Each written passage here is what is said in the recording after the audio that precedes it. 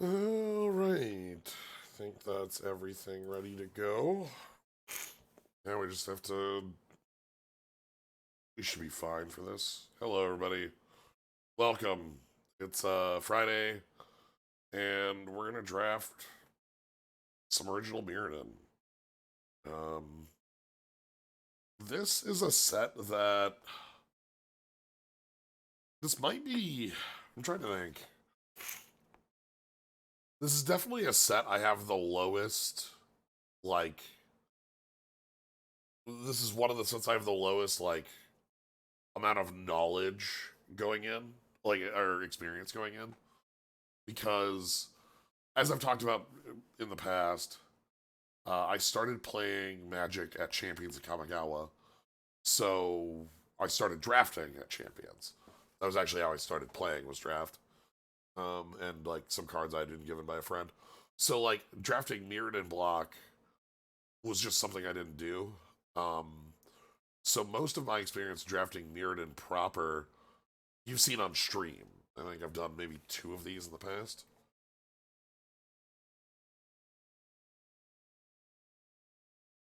Um, so it's gonna be an interesting time.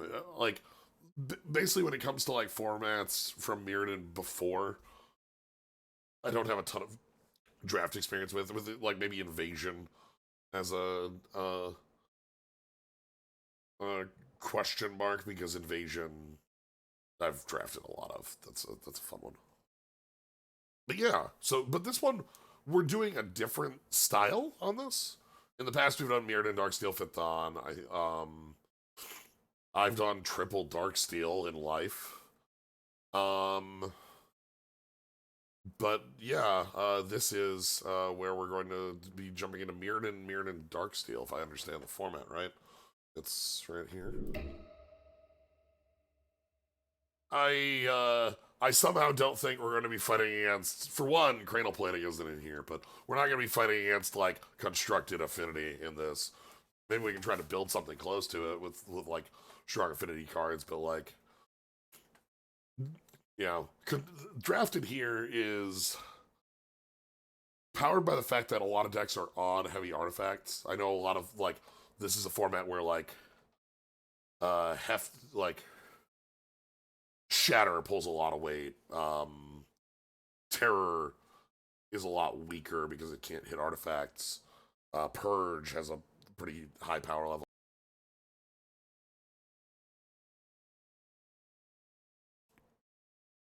But yeah. Now, this is a format I don't think about very much. Yeah, I think I was just talking about my experience with like playing this limited format. And Mirrodin Darksteel alone, I don't think I've ever played this setup. I've played triple Darksteel, I've played triple Mirrodin, but never. And then I've played Mirrodin Darksteel Fithon, but like this, Yeah, this is gonna be weird. massive shrug. Like this was a extant format at some point, but Correct. like it's not one that I know anything about. This would have been the exit format on the release of Darksteel. Right. This predates us going backwards on sets, which is to say, for a while, I think like 6 years after this, we would do the second set first, and then we do Mirrodin as set. Like think how Fate Reforged is the first one you open when you do Fate Reforged Yeah. cons. So, God. but yeah, Fair Forge Cons was a functional, if still pretty rough format. I think you did this one. Dragons, Fate Reforged. Ugh. We did the modern flashback. Oh, did they? Oh, I think you're right. They would have done triple Mirrodin, then Mirrodin Darksteel, then Mirrodin Darksteel Fithon. And so there should be exactly one of these that I've done in the past. So, um, yeah, I'm interested to see. One thing about this format is that this is an era where equipment is messed up. Yeah, the equipment in this era is incredibly strong across the board. It's At common, you at still uncommon, need your at creatures. rare, like Yeah, you you, still need your creatures, but no, really, it's It makes it makes your life a lot easier if you got like Bone Splitter. Yeah, you Bone Splitter, common locks on a Warhammer and uncommon, and because Darksteel's in here, we do have swords at rare.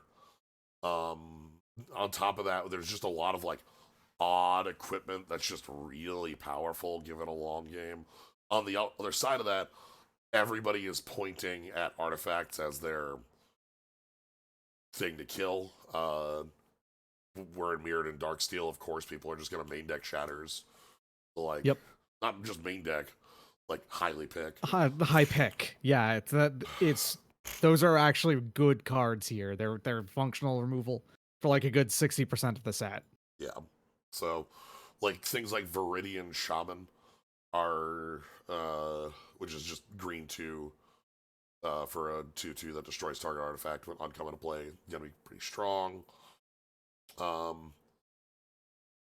What else do we have going on in here? Affinity and artifact lands are extant. It's gonna be hard to make that into like a big plan, but we do get 2 tastes at Mirrodin, so we'll see.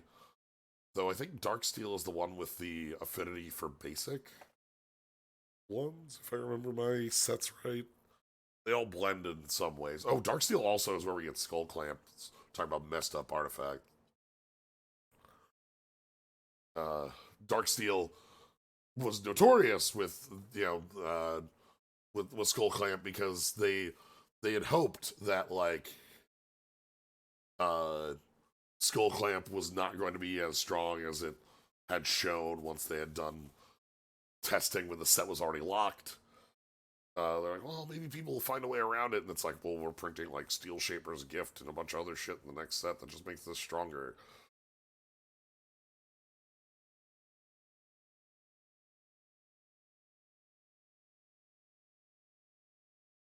Shatter sometimes a Stone Rain, indeed. If you're like the luckiest person in the world, it can be a double Stone Rain if you catch like a Glimmer Void. But that's more of a constructed move than a limited one. It's also probably going to be a little bit. We have more players than our last week's draft, but still not a lot. So it's probably going to be a little bit to get things started. Oof. Yeah, still, there's a lot of like really nifty rares from this era. Again, so as I mentioned, I started playing in Champions. But starting in Champions means that your constructed format you go into is Mirrodin, Darksteel, Phython, and Champions.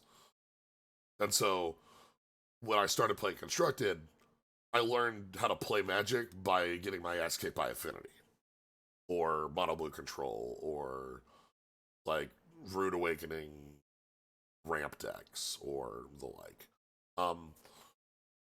But one that I recall very fondly is anybody who was playing Arc Slogger back in the day. Walking the LGS gets rushed by Ravagers. I've told this story a couple times before, but it's one that bears repeating because it's hilarious to me. First FNM I go to is Standard. I go to Standard, my first FNM with Shared Fate. Shared Fate is a 5-mana do-nothing enchantment, blue 4. Players draw off of the opponent's deck. Instead of drawing a card, you exile the top card of your opponent's deck, and you may play those cards. And the idea was that the deck I was playing had no win condition. There was no way to deal damage with the cards in my deck. There was no way to bounce Shared Fate. There was no way to win the game. It was counter spells, removal, discard, just the like. That was the first FNM I went to. That was what I played. Was just annoying control that literally didn't have a win con. I had to beat you with your cards. Round 1, I played against blue-black control. It was very funny because once we swapped, it was like, wait a minute. Oh, I don't have any win cons. Like they lost there. Round 2, I played against a player who was playing all foil, all foreign, like all Japanese. Oh, Affinity. I just popped back up after like using the rush. Are you telling the story of Seto Kaiba? This was Seto Kaiba, yes. This was my first Yeah. encounter with Seto Kaiba. Hmm. Because he played at my local shop, and he was playing for this first event I played at. This was my first standard F&M, and Kaiba was playing with all foil, all Japanese Ravager Affinity, and I had never encountered this deck. So like, you have a person who's going like land 0 drop 0 drop, tap the land, Frogmite, like Chromox, land Chromox this, play a Frogmite, and I'm like, I'm sorry, that card costs 4, and right as a 4 in the counter. How are you playing that? He's like, oh no, it's cheaper. Okay. Well then I'm gonna go ahead and tap this for a blue and play this card, Thoughtcast. I'm like, well that costs 5. Yeah, don't No, worry but about it's it. cheaper. It costs 1 actually. Like all of his cards, where it's like, okay, well I'm gonna go ahead and play my, Hideous Laughter to kill your board. It's like, okay, well, you take 6 damage. I'm like, well, where the hell's that coming from? And it's like, well, this creature here is like, whenever an artifact dies, you lose a life. And I'm like, it's just like, every card is like, I can't read it, and I can't ask what every card does, you know. So I just kind of have to assume what's going on, but it's like, this guy just like had was Seto Kaiba for a reason. Yeah. But I mean, the other reason was you told the story once of like someone who just came in for casual Magic and just plopped down a deck with like actual power in it and everything, right? So we had about a month later, we were doing a format where every week we would add like 2 blocks to like the format, where like it went from like alpha beta to through like the dark, and then it went up through Mirage on the second one. And on the third one, it went added Tempest and added Urza's Saga, all of Urza's block. And with this event, it was just free play. It was a fun event. We didn't have any ban list for it because we were just playing for, it was just like, okay, we just want to see what happens when you build with old cards, and a bunch of folks who aren't really, super knowledgeable about that.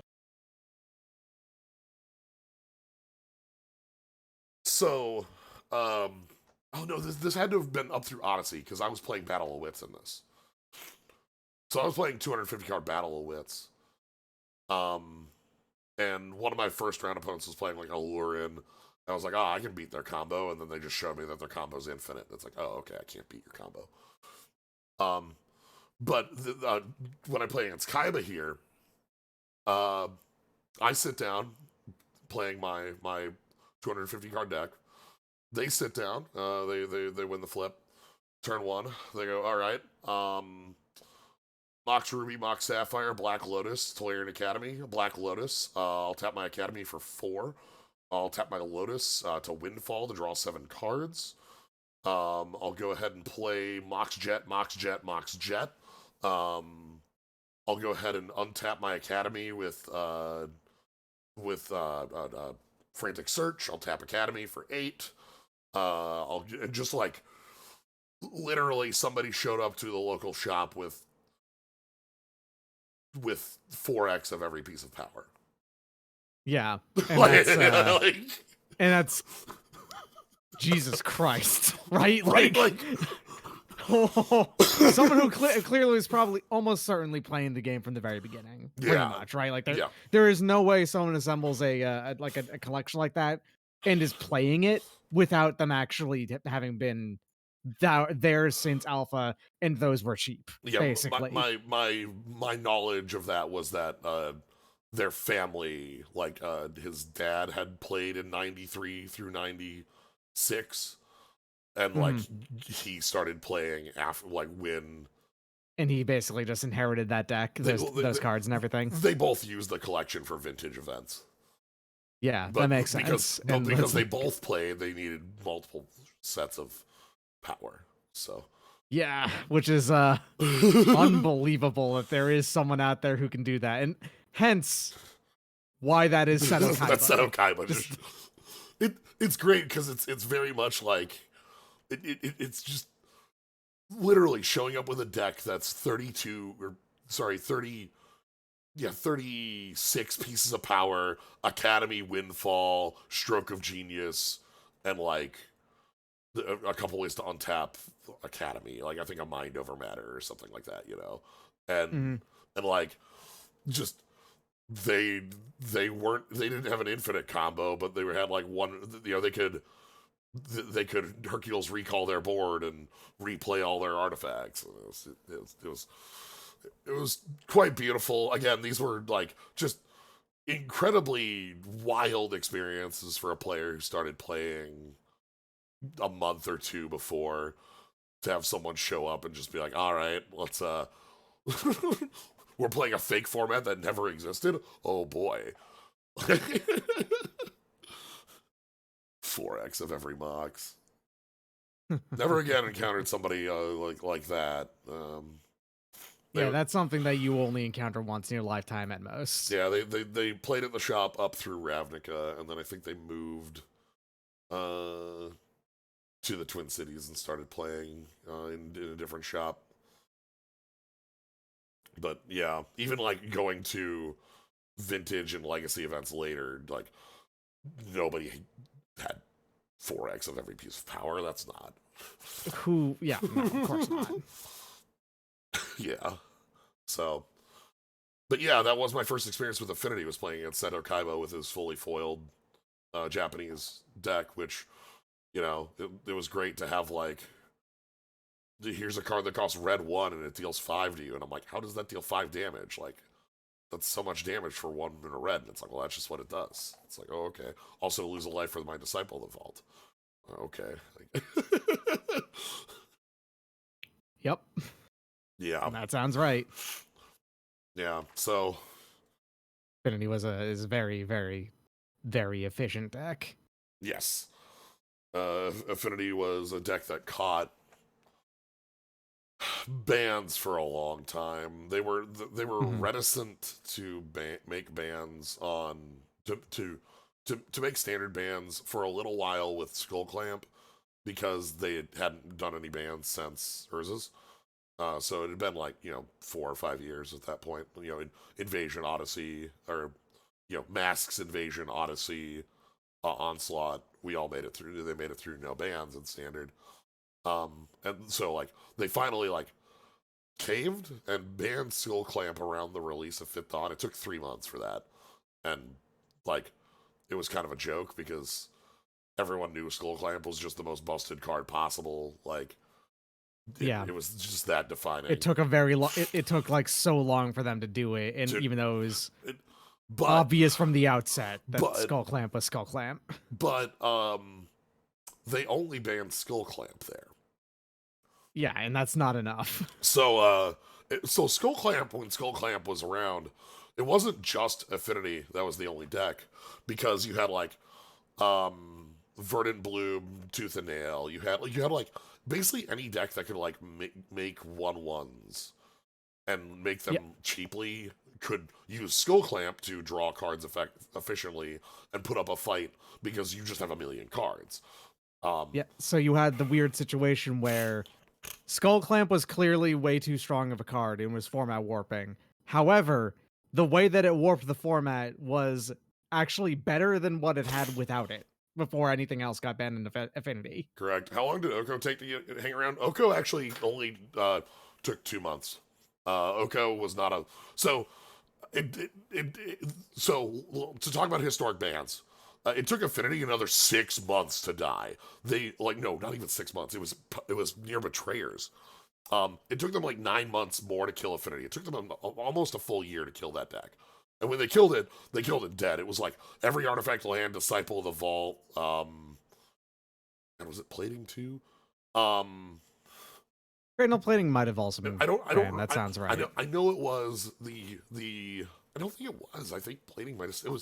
It was the 6 artifact lands, Vault, and one other card. I thought I don't recall, but so that's a very long amount of time, like almost a year. Flash forward another 6 years, we're in standard with Jace the Mind Sculptor, and Jace the Mind Sculptor took 1 million years to get banned. Jace the Mind Sculptor, I think, was legal in I think for nearly 8 months. No, I want to say it was like nearly 8. Double least. that. Yeah. It was. Jace the Mind Sculptor was. Jace the Mind Sculptor was legal from World Wake through Rise, through the core set, through Scars, through Mirrodin Besieged, and I think died right before no, or maybe even right after New Phyrexia. I think Jace existed for like 16 months untouched. They refused to make a ban because this was like their idea was at this time period, like, to make a ban is to admit to a mistake, and we can never do that.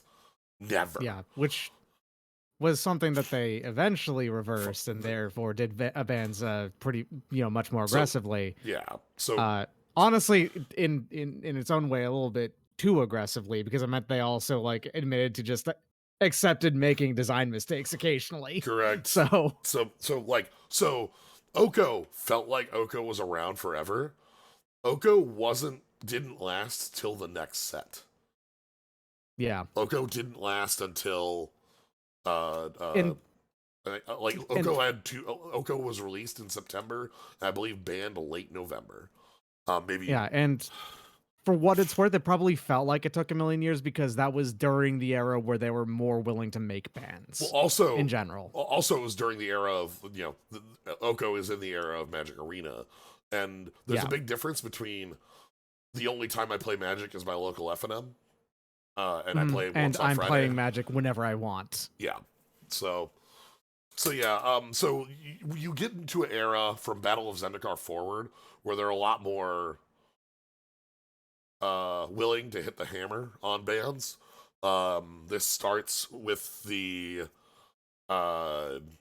bans around Reflector Mage, Smuggler's Copter, Emrakul, continues into the Aether Marvel Aetherworks Marvel. Aetherworks Marvel, I think, is right. And continues on to the point where the banned list cat combo, very funny because they announce a banned list announcement, ban nothing, and the community and then goes 5 days wild. Later, like not even the end of the week, like literally like Thursday, Friday, they go, oh, well, we're sorry, we actually meant to ban this, but we because so part of the reason for why they overlooked banning it, I think, is they explain this later. It's because internally, design and development looked at Feldar Sovereign, and they did not see the version of it that it was printed. The version that was that they had on hand was it flicker target artifact a creature. Yes. When it was printed with target permanent, which was a mistake. That was not intentional. So they did. So all of a sudden, like, everyone's like, "Oh, why is there a literal 2-card infinite in this set?" And the answer is, "Whoops." That was literally just whoops. They didn't mean it. Yeah. So, but in that era, we have a lot of bannings to the point where if you look at historic standard banning lists, there's a lot of cards that like you look at and you just have to, like, if you're not from that era, you squint really weirdly when you see a Lay of the Land on the banned list. Like, I'm sorry, this card's text is search a basic for 1 green and add 2 energy. Why is this banned? Because it added 2 energy. Yeah, because they needed to hit like 6 energy cards to kill the deck. Yeah. Or like Ramanop Ruins in a vacuum is like one of the weirdest. That one doesn't make any sense unless you remember that, oh, the mono red desert stack was actually really good. Like, yeah, or probably actually killing that one might have actually been a little bit too aggressive because I think it wasn't like that dominant compared to a lot of other ones that were ultra dominant. That's a example of like we're hitting the hammer so much we're using it maybe a little too much as a tool. It's arguable there.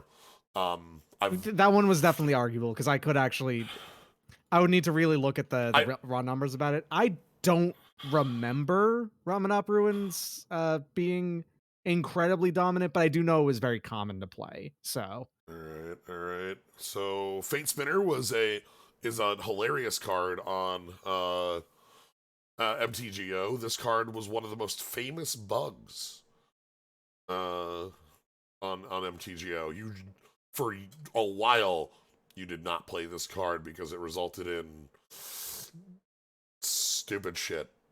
Like, the game would break when it would try to resolve this trigger. Like, I'm not saying you should pick it because I don't think it's a correct thing to pick. Yeah, but that is exactly the kind of like stupid, basic game mechanic affecting effect that I really like. It's a cool card. It's just very funny for being, you know, busted. Shatter, pretty obvious. Like Shatter. Bit in here. Tree of Tails is like an affinity bit. Iron Mirror. Dragon Blood is nifty. Green's actually got some nice stuff in here. I'm gonna go with Shatter just as it's Shatter. Ooh, boy. Target player mills 8 cards. So the towers are a pseudo cycle. There's 4 of them. They are 4-mana artifacts with 8-mana activation. They're basically artifact invokers, almost. Yeah. Like, that might be something pickable. 8 cards is... If you get to that, that's effectively the end of the game in maybe 2 turns. Especially if, like, we... Oh, locuses. We try to pick some cloud posts up or something like that. Turn to dust. That might be... This also, yeah, looks a lot better with mill 8 on it. I'm interested in picking this to be dumb, but I don't know if that's... That might be too dumb. I don't know. It's pretty dumb, but at the same time, I don't know. It sounds fun. It sounds funny. Especially, like, can we get the cloud post to wheel? The cloud posts... It depends on whether or not someone sees cloud post and immediately wants to enter in it or not. Because if they don't, then cloud post will definitely wheel. If someone doesn't react with, dang, I want to do the cloud post shit. I want to do locuses. Yeah. Vault. We've seen Terror in here. Terror is in a lot worse of an era because, like, just look at how ubiquitous artifact creatures are in this. Yeah, there's so many artifacts in here. Yep. I'm gonna go ahead and pick the ramp piece, not even caring what we're going with. Yeah, not even caring about the colors on it. It's just it adds colorless. That's fine. I'm kind of waiting on, like, there's no other red cards that pull me into red in here because Goblin Striker sucks real bad. And then Sight War. First strike haste on a 2-mana 1/1. Yeah. In black later on, that also gets flying and additional toughness, and that's fast bat, baby. Oh boy, ooh, Molten Rain. We could go into mana denial. I think that's actually a good idea. Yeah, Molten Rain for land destruction, leaning in on that, whereas your actual win condition is like milling them out. Yeah, we just play a weird game. Okay, I like playing a weird game where, like, just... Yeah, playing a weird game sounds like a fun time, right? Like, yeah. Irradiate. You want to play some mono red mill artifacts? Yeah, this could also be land destruction, yes. Yep. Thoughtcast. Hi, how you doing? Thoughtcast is one of the best, maybe actually the best divination ever printed, honestly. Yeah. Like, probably, like... Getting this to cost 1 is... surprisingly easy. And constructed the easiest thing to do because of artifact lands. Yeah, and constructed trivially easy. Because affinity is a self... It is a self, like, it's a snowbally mechanic. It felt... The more things you play with affinity, the easier it is to play more things with affinity. That's kind of just how it works. Annul... Ooh, artifact or enchantment spell. Yeah, that has a lot of targets in this set. Yeah, enchantment's a lot less so, but artifacts are again everywhere. So yeah, if Shatter is main deckable, Annul is almost perfectly main deckable. It's less so, but okay. Let's assume we're doing blue-red shenanigans with. Blue-red control. I want blue-red artifacts control. Ooh, Mesmeric Orb! Oh! Yes! Okay. Yes! That's a sign. This sounds like fun as hell. That's a sign. Sounds like. Consume Spirit's really cool. This is, Drain Life, but a different, a more current templating at the time. Yeah. these were so bad. Oh, the golems, yeah. The golems were just not. All right. World Slayer. A format. Oh, World Slayer, huh? Gross. Frogmite's probably fine. Yeah. I'm looking at Seething Song, but I'm not saying you should pick Seething Song. I agree there, but like we're not. That like lets us get one activation. That's not the ramp. Yeah, it's not worth it. Yeah. Yeah. Frogmite though, if we can get some more artifacts, maybe some artifact lands to go. Cloudpost should be right here if someone didn't take it. Might be the next one. I think it's the next one. Ooh. Mm-hmm.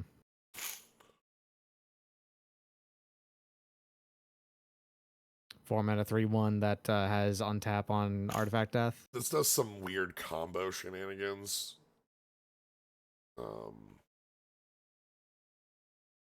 Take the Tree of Tails just as a, we have Frogmite, we have Thoughtcast, and we're likely to pick up some more affinity things. Mm-hmm. Stir the Fried still broken on MTGO? I do not know. Oh, no, there it is. All right, so okay. we'll grab that. You do need like at least 2 more for them to be playable, though. Yes. Nothing in here really matters. These are all kind of bad cards. Yeah.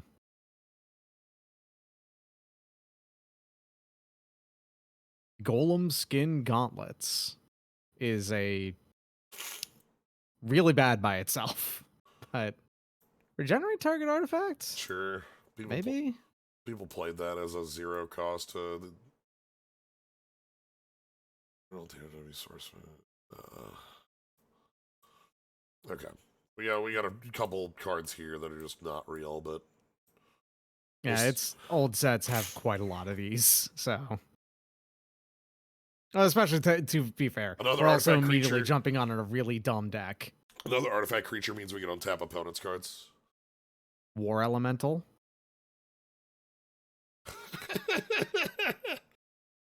I don't think this is playable for you.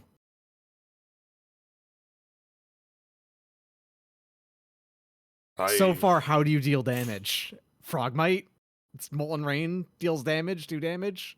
This was a really cool, like, constructed card that also didn't work very well back then. Not a lot in here for what we're trying to do, for obvious reasons, because we're trying to do some wild nonsense. Love how Alpha Mirror is the Alpha Mirror and is just a piker. Yep. Colorless piker. Let's go. It's better than Omega Mirror, which is a colorless Squire. Just terrible. Yeah, this is a completely empty. Wow.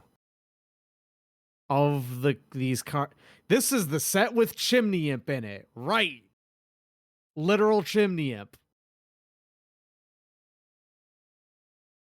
Okay. Gilded Lotus. Okay. Absolutely. Okay. Here's your jam. Okay, that gets us up to the Towers mana. Yeah.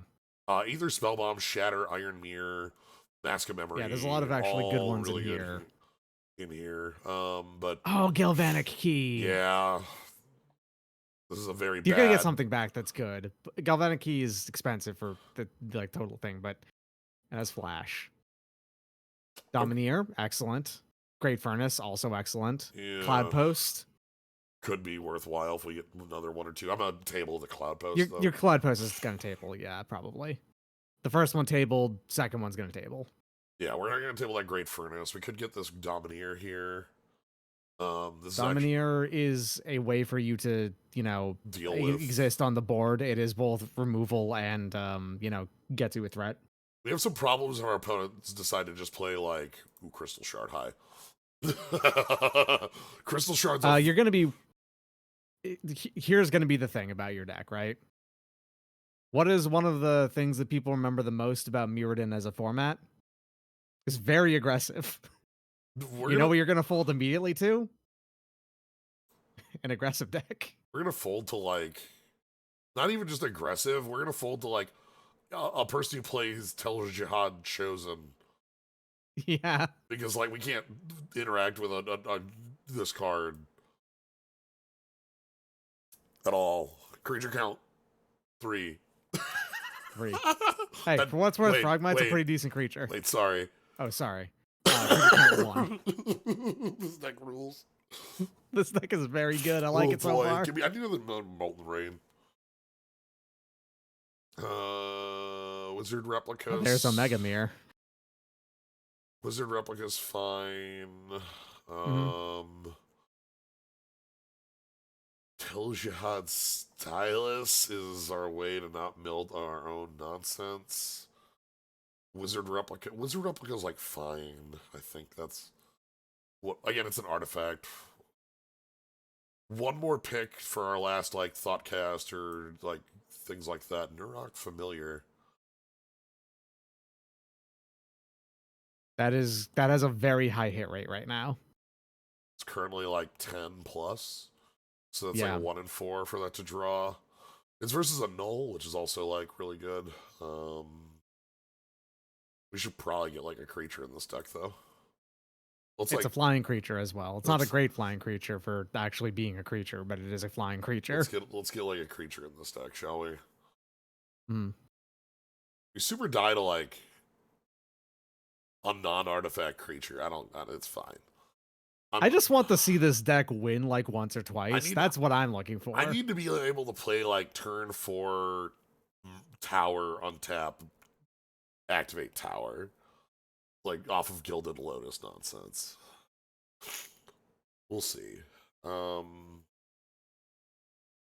Love to just go into a draft and do something stupid though. Crystal Shard is also a card that can just win us games. Crystal Shard, even in like current Magic, this card would be like annoying as hell because it's just blue tap, bounce unless they pay 1. What this means is that if your opponent tries to play removal, you can just bounce your own guy for 1. If your opponent taps out, you can bounce their creatures. Plural, because you can unstep tap 1, untap tap another. And like just having unsummon on. Great Furnace came back. No, okay. This is not a comeback. This is the last. Oh, never mind. There's a print run in this one that's similar to the other one. Okay. Yes, it is. Because it has Seething Song, Override, Great Furnace, Galvanic Key. Like these are all cards in the same. So we're grabbing those. I mean, hey, that means that's a really good print run for us for what it's worth. Looks like the Cloud Post isn't happening. We're only gonna have 2. Yeah, because that's the only 2 in Darksteel, right? Yeah. So. Yep. Sorry, in Mirrodin? Yeah, Mirrodin. Yeah, we're in Mirrodin. There's none in Darksteel. Mm-hmm. There's no other Locus in Darksteel, right? Because they did Locuses again another time. Yeah, the other Locus was much later. Yeah. We have no one picked War Elemental, not a surprise. Go figure.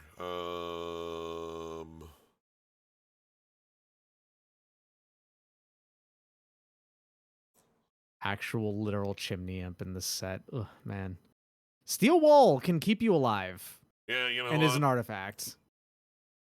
Great Furnace There's the other Cloud Post and the Great Furnace. The Great Furnace is definitely more useful for you. Yeah. Whoa. Shuffle your library on a tap activation from your Mind Servant. Well, we picked them. Yep.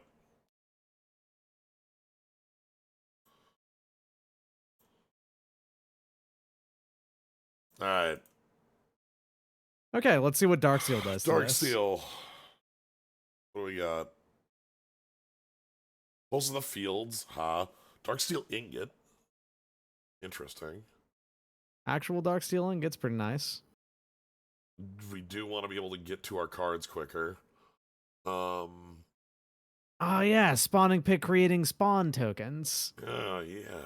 We just need to be able to sack 2 creatures to make up. Yeah, you've got plenty. It's fine. I've got 5. That means you can make 2 spawn. Well, no, you can make more than that because you can set the spawn. Also, Second Sight. This is an uncommon with a name of Second Sight. I bring it up because this card is wildly unplayable and a waste of the name. What a garbage card.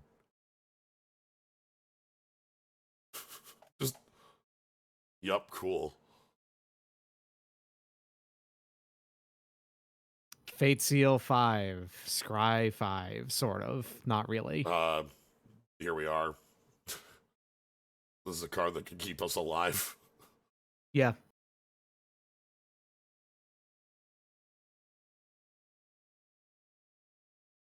Oxid Golem is really cool. This whole cycle is really strong.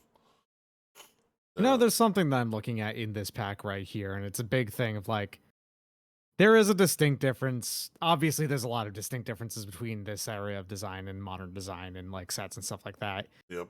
I feel like they don't print that much set filler anymore, if you know what I mean.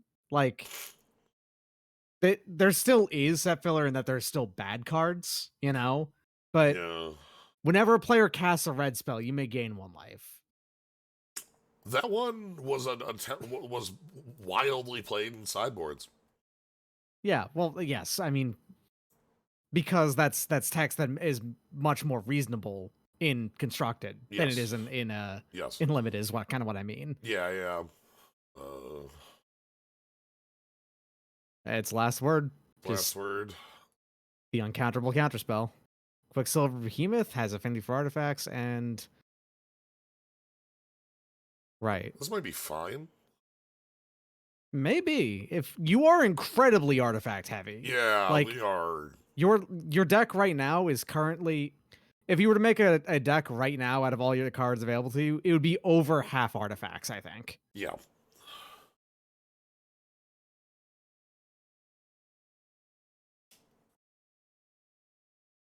Goblin Archaeologist, flip a coin if you win the flip, destroy target artifact. Untap, Goblin Archaeologist if you lose the flip. Okay, cool. I guess it's kind of like, when I play a third in Magic and Modern Magic, my 23rd is a bad card. It is not a card that doesn't really... It's not a vanilla card or a card with like mostly meaningless text. It's a card that's not as good as the rest of the deck, which is a weird difference to think about, I think. But you know what I mean, right? Like,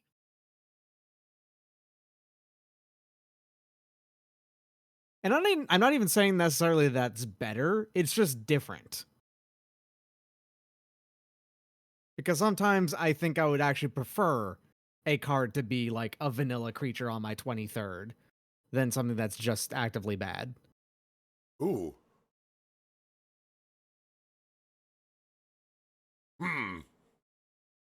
Yeah? Okay. Yeah. Like, Pulse of the Grids is, like, bad. Yeah. Echoing Truth. The pulses in general aren't... the pulses... hey, Darks. Like, were weird because, like, they were either, like...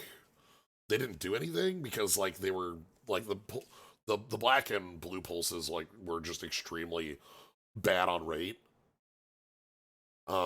Blue one was super bad on rate, but the red one was 4 damage for 3, and the white one was... and that's good. Yeah, and also and the white one is 4 life for 3. I think 4 for 3. For 3. Okay. And we just saw it, but I forgot about it. The big thing about that, though, was that this existed in a era where mana burn was real. So the mono red decks playing Pulse of the Forge would burn themselves down so that they would get a second cast of Pulse of the Forge. Mm-hmm. Which was just stupidly wild. Whenever you gain life, you may pay X, where X is less than or equal to the number of amount of life you gained. If you do, draw X cards. Yeah. Machinate. This is probably our 23rd. That's a way to dig through your deck for artifacts. Yeah. Yeah. I think this is a fine... If this is our 23rd, I think I'm okay with it. Mm-hmm. Yeah, if we get the Gargoyle back, I'd be pretty happy, because then another last word.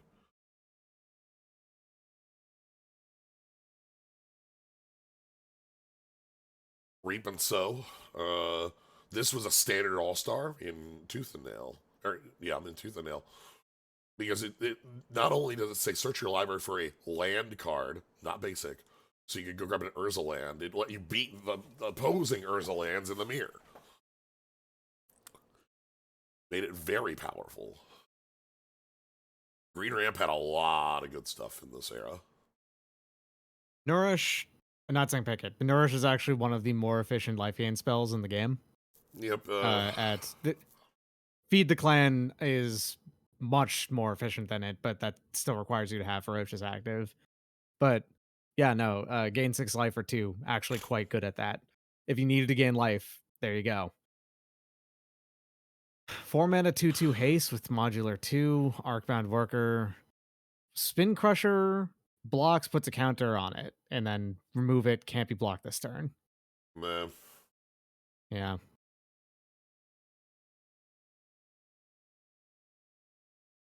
Quicksilver Behemoth number 2. This is also kind of back in the day when plus like counters were more actual mechanics rather than just baseline functions of the game. Yes. This is a 3-mana 1/1. Holy shit. Yeah. And all it does is temporarily boost your affinity, pretty much. Or like turn a land into an artifact so you can blast it next. Yeah. Know.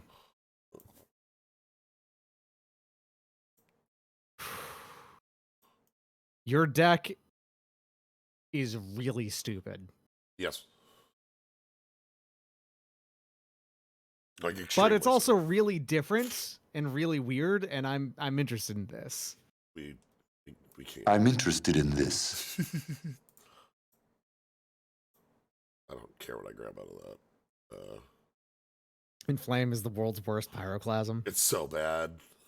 It's so bad. It's pyroclasm that only functions if you already played pyroclasm this turn for some reason. Mm-hmm. Okay, so let's get that out of here. You're mostly blue, but I think you're still playing your Shatter and your Molten Rain, and also you have your 2 Great Furnaces, so... Yeah. No, I don't think I'm going to play the Tree of Tail. Oh, nah.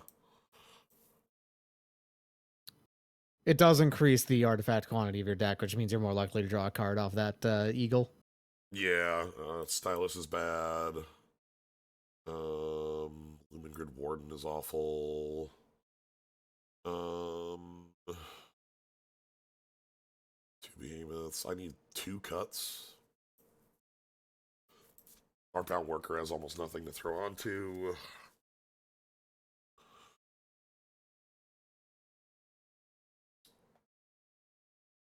Oh, you have Crystal Shard. You need just like, what is it, like 79 more of those, and you need to fight 0/2? Yeah, I need a couple of these. I need. Mm-hmm. We got one from this. I think there's 2 more in the draft if we do it again. You only have 8 creatures. I guess I cut the Machinate because I said this was the 23rd, but it looks like. Oh, or Volshock Battle Gear. Hold on a second. I also, yeah, Volshock Battle Gear, but also I just thought none of the only expensive card in this deck functionally for real is Gilded Lotus, and a lot of your cards generate mana already. Uh-huh. I'm not saying you should, but I think you could theoretically play 16 lands on this if you wanted to. Problem is, I don't feel like I have cards to want to do that. Like, that's also fair. Yeah. Like, if I could cut Machinate, I'd feel better about the deck, but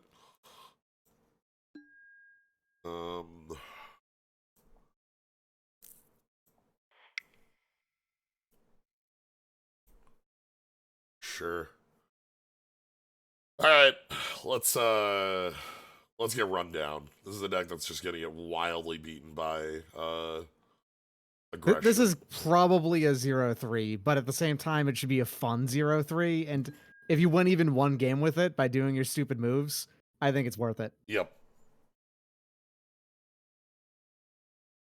I mean, what are these flashback tracks for other than to have fun, right? Yeah, like just we build some nonsense. Would you like to play first? Yes, I would.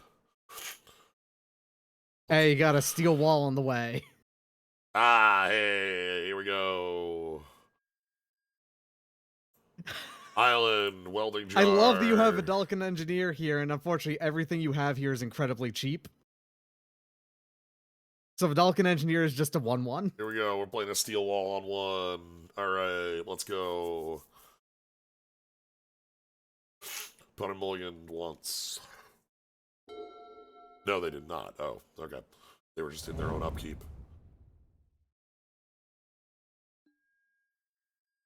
Hey, I already played a bunch of artifacts. Nice try. Well, it's fine. You don't care about them getting life. You mill them out anyway. Yeah.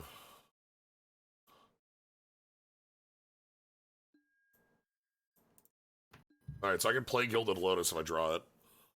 Mm-hmm.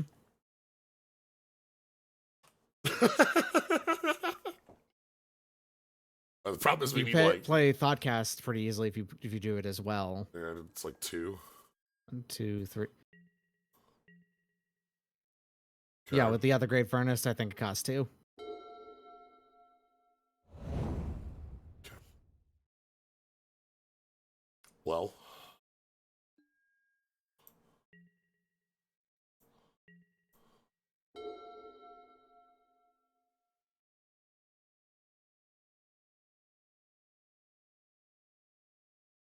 Like, Bone Splitter is the world's worst here?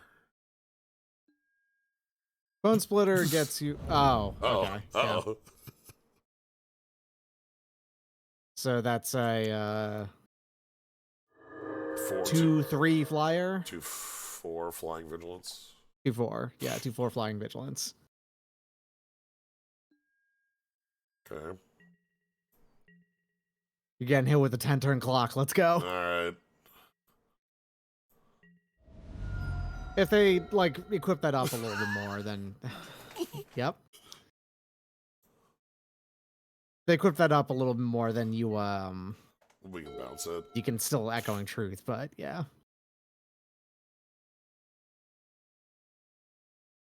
It's fine. We're doing okay.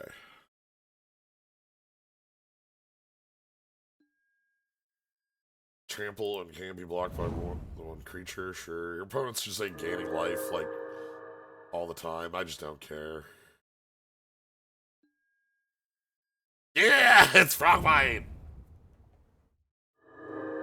Frogmite.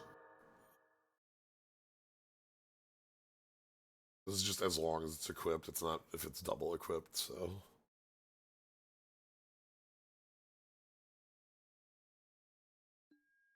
Yep.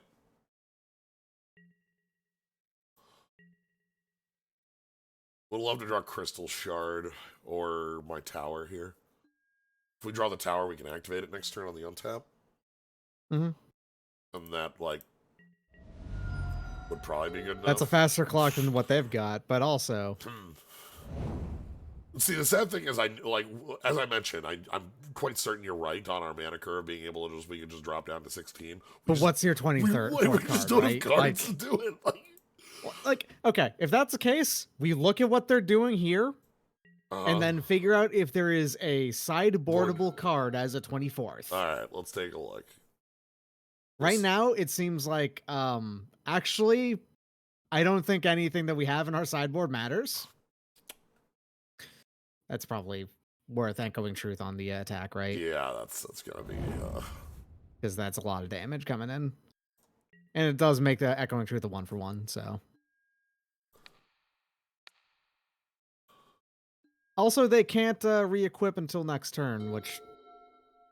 Ooh, okay, here we go. There's something. Now we can catch... That's easily entwinable. Yeah, now we can catch it. Mm-hmm.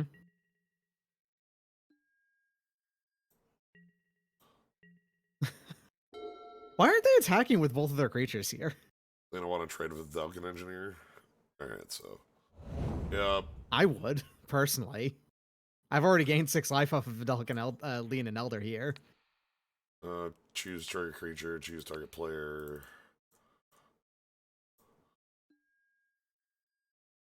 Alright, that's their turn.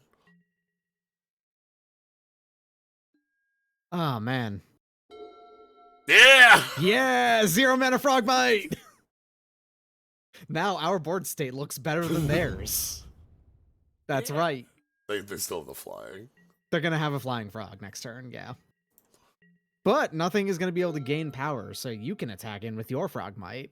Yeah, having the Darksteel Gargoyle would have been fine, but I don't think I would have picked the Gargoyle over the... If I remember the picks right, I don't think I would have picked that card over, like, No, The two I don't think cards we were so. looking at. Wow. Again. Replica. Wow. So one thing you have to consider with these creatures is that they were designed with combat damage on the stack in mind. Yeah. That's yeah, why of they're course. so bad. That makes sense. Mm-hmm. They look terrible because they're terrible. But they were less terrible in their context. Yes. They are terrible though. Yes. All of the replicas are bad cards. All of the replicas and the golems are bad cards. Yeah. They cost way too much for what their effects are. The wizard one's like fine because it's not expected for you to be. Yes. But the wizard replica is okay. Because the play style on the wizard replica has nothing to do with damage on the stack. Yes.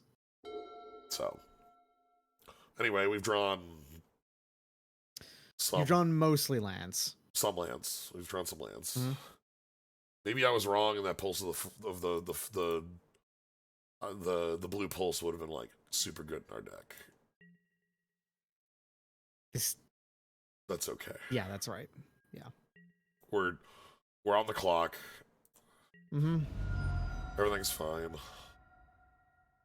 I really want someone to look in on, well known for being a pretty aggressive format, Mirrodin, and like look in on this and like, wait, it's turn 8 and this is 25 versus 14 on max life and nothing on the board has more than 3 power. What the hell? This was the set with Bone Splitter in it. What the fuck is going on? We're still rolling. Mm-hmm. Yep, this is the clock. We're gonna die to a 2-power flyer, even though they can move it onto a 3-power flyer. We're gonna die to a 2-power one. Yeah. I think they might have realized what they're doing right now on this pause. Maybe. I want to draw Thoughtcast right now. Man, Thoughtcast would kick a lot of ass. I would love to draw 2 cards for 1 mana. Okay, that one's actually pretty strong. That's a lot of power. I think flies over for 9, huh? Yeah, you're pretty dead. Yep. Okay. Everything's fine. Wizard replica's here. It is a flyer, and that has 1 toughness. It can recur. It has trample when it's all set up, but still. It also recurs, but still.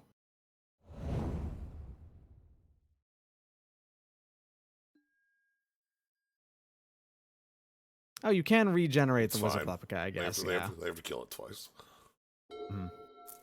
You're still going to take like 12 damage. Yeah, we're still going to get our ass handed. So you're still going to die, even if you do block it twice. It's fine. Maybe they won't notice it's equipment.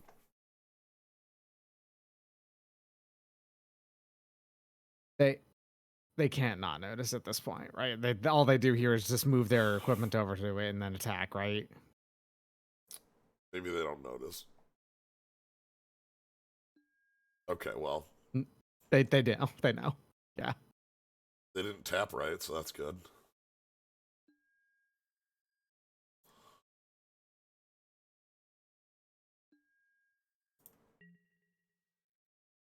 Okay.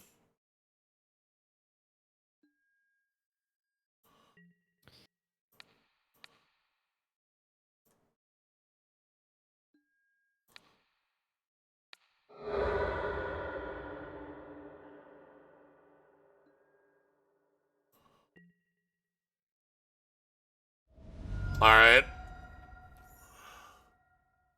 So they can't recast it right now. That's nice. Yeah.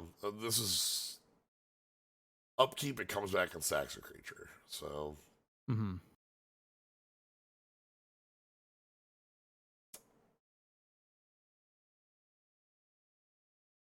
Equip. They have a follow-up play. Equip. Okay. Okay. Another flyer. Come on, artifact on the top, or land on the top. I'll take just mill a goddamn land at this point.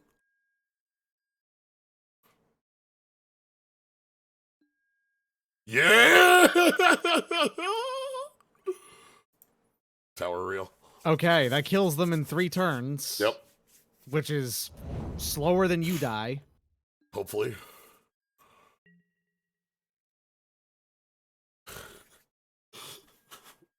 We're here.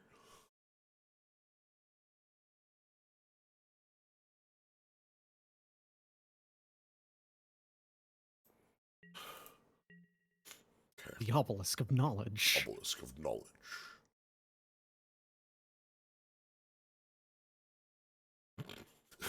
We're 3 short of being able to use it.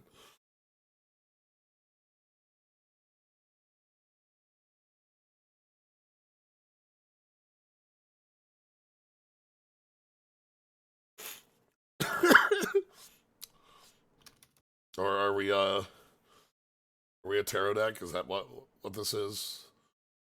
The magician, the tower, the forg, the engineer,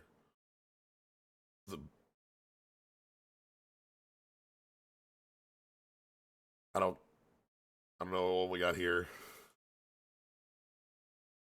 The wall.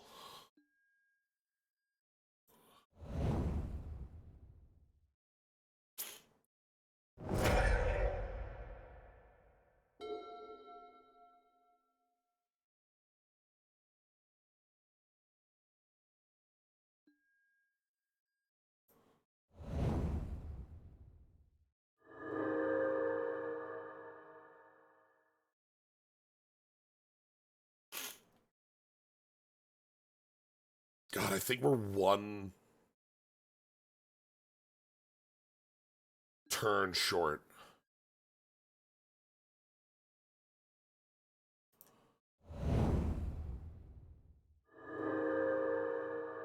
I need to draw Shatter.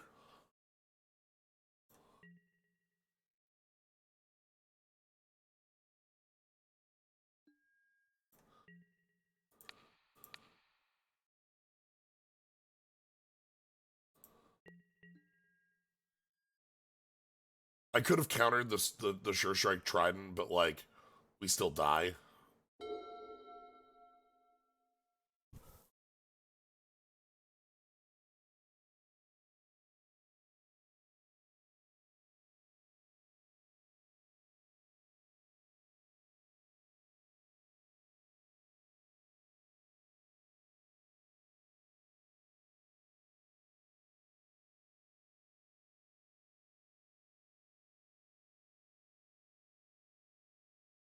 I think we still die here. This came surprisingly close, given that their deck is also the slowest thing in the world up until they drew their one thing that ends the game. So, being completely honest, you're kind of on the same page here, aren't you? So I need them to think that I have some sort of trick. And for them not to go for the Sure Strike Trident. Okay, well, that's the card I can't beat. Because it, like, I could have countered it, but I would have lost my only flyer, and then we just die. Mm-hmm. All right, I would like to know some cards in your deck, please. Swamp, Skyhunter Cub, Skyhunter Club, Skyhunter Patrol, Binding Beam, Frogmite. Okay, so they kind of just didn't draw their creatures, basically. Yeah. Okay. Weirdly enough, this matchup actually seems possible, though, which is kind of funny.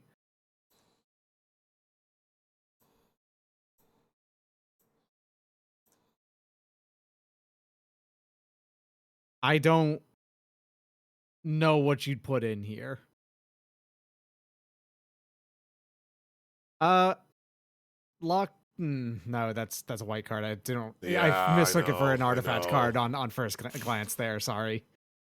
Because I was going to say 6 mana 3/3, but no. That is a 6 mana 3/3. Oh my god. You want to gain 1 life every turn? Maybe. Maybe. I don't know. It seems pretty bad. It seems pretty bad. I think I'd honestly, in a lot of situations, want to make sure. Hey, they have a fair number of things with 1 toughness, but also they were giving it flying. Yeah, they were giving it flying is the problem. Nothing was taking damage. Arcbound Worker is also just a 1/1. Yep.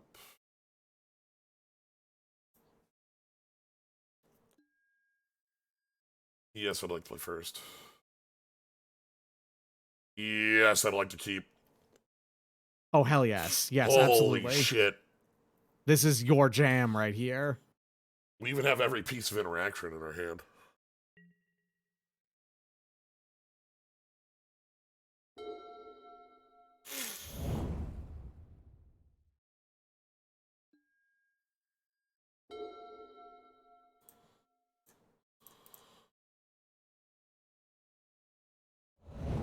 Alright, so I can annul something. If they go for like an equipment here.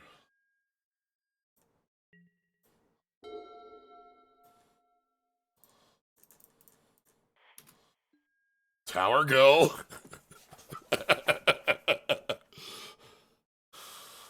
All we need is a land now.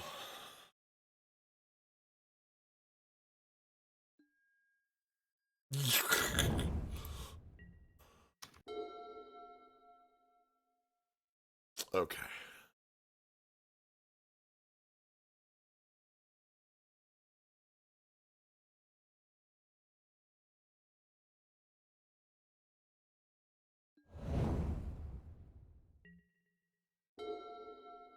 Frogmite versus Frogmite.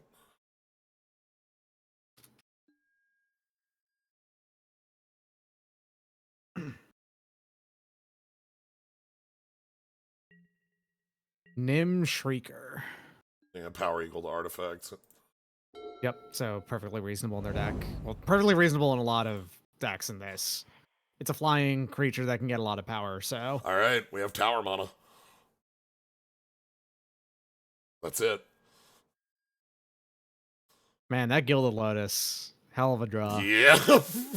Like, opening up Gilded Lotus was pretty dope. How many times have Gilded Lotus is a cube all-star. It's in tons of cubes. Wow. That's something that's gonna die super hard to Barbed Lightning.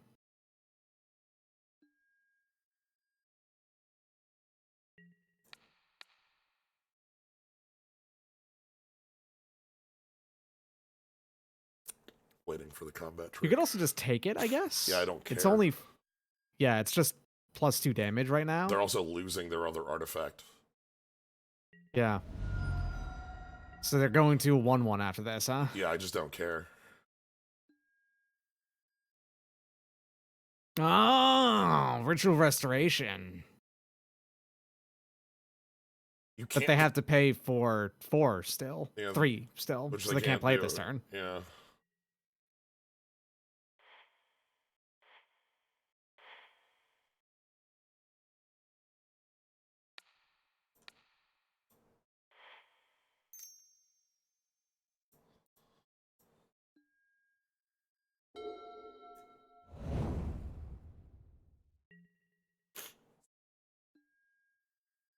Anyway.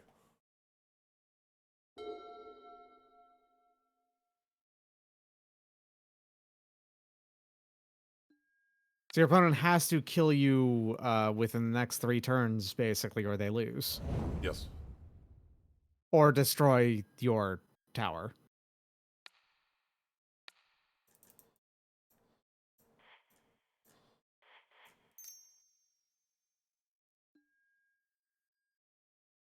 Chromatic Sphere, Sky Under Cub, Purge, which can't hit the tower, can only hit creatures, Elder, Metal Horns, sure.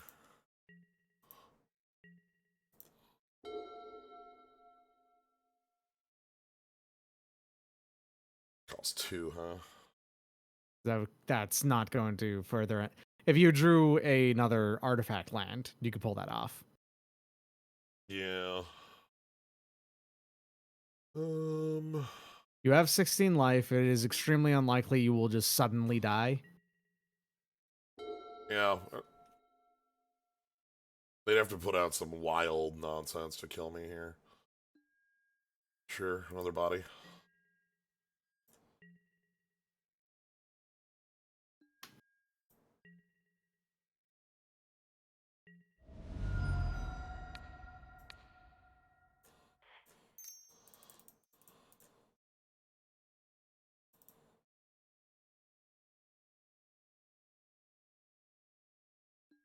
Stir the Pride,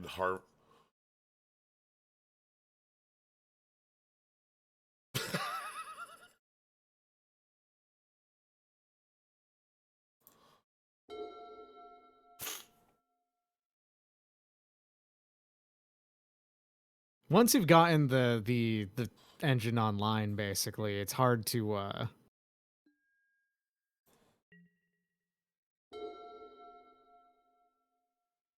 You actually don't have any way to play an artifact out of your grave, I think.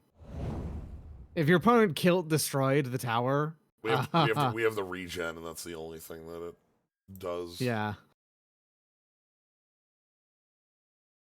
So they can hit us for 5, but they're dead.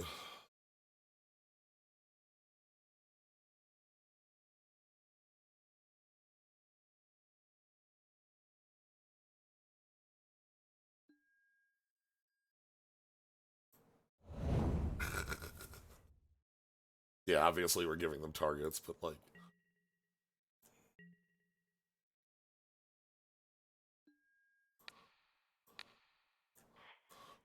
Alright. Thanks, everybody. We got the victory. That's all that matters in my mind.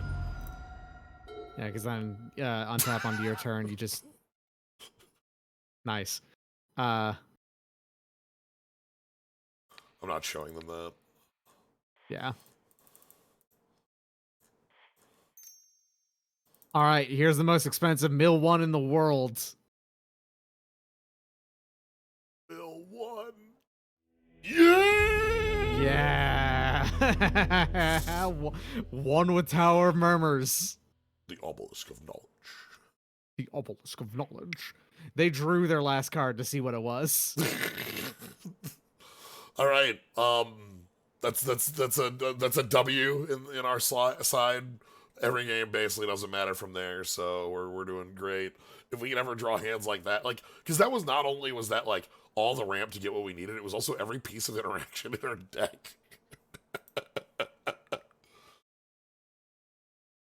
Anyway, for them to enact the Iron Defense, they could just throw 1,000 planes. We're unlimited. They could enact the Iron Defense if they think that we can't win. Which isn't the case. We have cards that we can play that would kill them.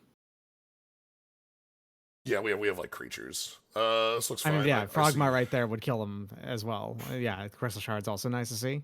Yeah, I like seeing that really nicely. Neurok Familiar on turn 2, also pretty good chances of doing well. Yep. I like that it can't mill like the tower, you know, it can't throw the tower or the orb in the garbage. The only thing that it would really, really suck to do is Thoughtcast. That's the only thing that it could hit that would be like, oh man. That'd be the only, yeah. Ooh, all right. And even then, it's only like net -1, you know? Yep. Because you still got rid of a card that isn't doing that much by itself. No thanks. Yeah, no, fuck that thing. No. No, I'm good, thanks. No trample for you, friend. Sure. Dang, we've got a start that almost feels like it actually is function. Man, that Molten Rain would have been really good to get. Would have been really good on their land, yeah. Yeah. Oh well. Were there an all equipment start? Oh my god. All right. You want to shatter it? I'm just gonna play a frog. Yeah, you don't want to shatter it yet. Maybe you'll shatter it later. Anyway, surprise, we can deal damage. Tap out for a creature, please.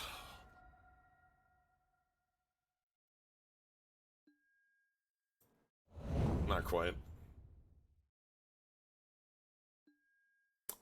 Uh-huh. Oversale? Uh-huh. Sure.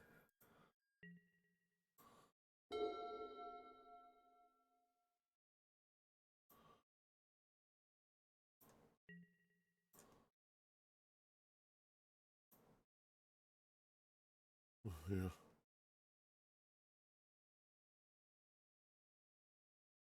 That's a fun 2-for-1.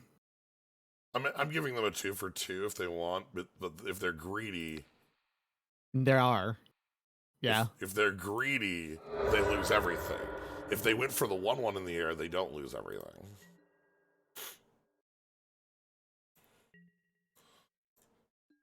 That was their choice to be greedy. 2 cards left. I feel like that was a pretty obvious trick, in my opinion. Yeah, they were walking into a, like...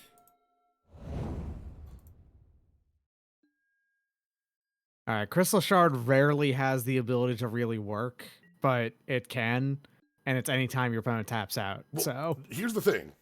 It has more than you think. Especially, like, you know, they can't... This is 4 to equip. What are you doing with that, you know? Yeah, it's true. That means that they have to have 5 lands and the creature already on board to equip it and not get it to bounce. Oh my god. Okay, yeah, here we go. You're... I just said that this shouldn't actually happen very much, but I guess it can. Good work tapping yourself out for nothing. Yeah, I was gonna say, I was gonna just end step bounce my bird. Yeah. Top 4? Top 4, sure.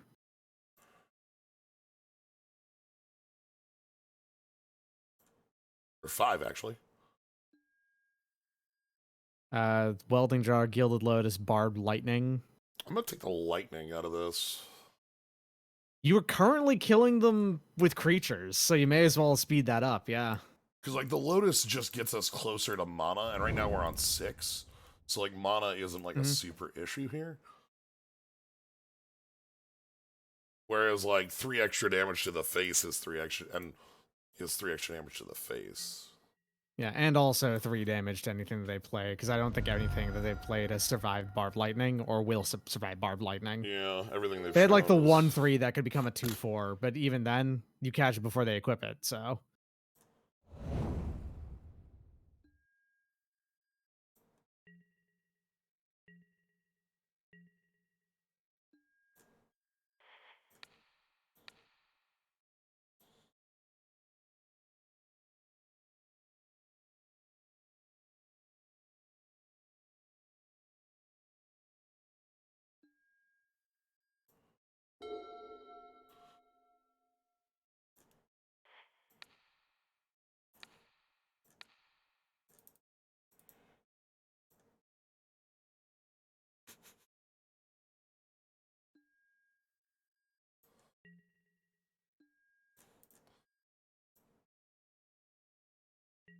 This is the worst beatdown in the universe. I got something out of the way so I can punch my opponent with my 3 total powers of Guy. Yeah. Okay, you can't attack through that, so... But also, actually you can because you can just do this twice. That's right, yeah. Did you know this card is, like... This would be, like, good. Crystal Shard's actually pretty good. Yeah, this is, like, a cube level card. Alright, there's your mana that you need.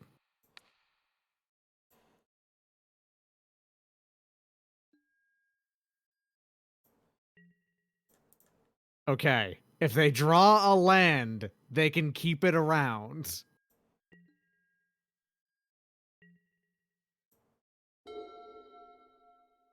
Holy shit, okay. They did draw the land. Okay, so they're gonna stabilize at 3 for now. Unless. Haha.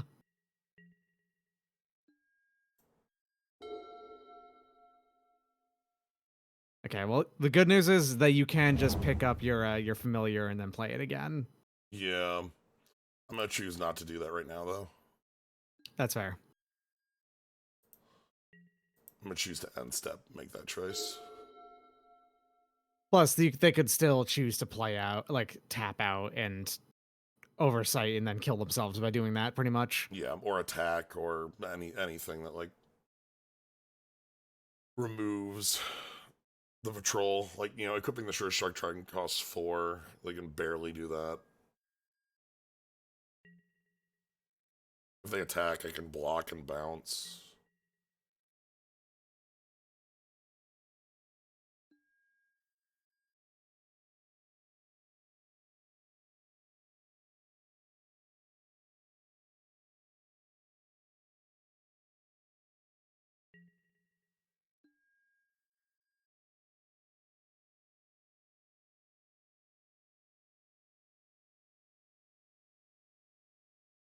actually.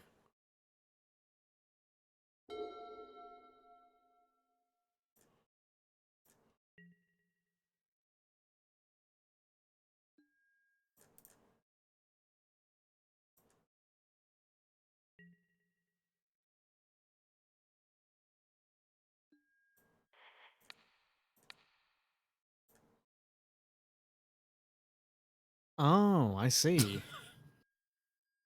I'm good, thanks.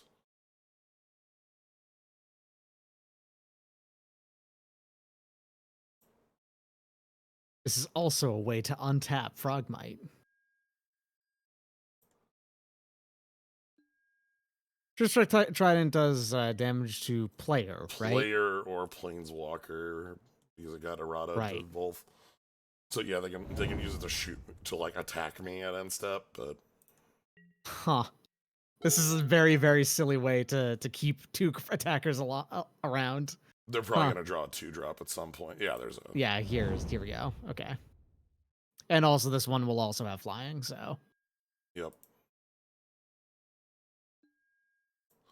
But now that I've shown them this move, I think they don't attack.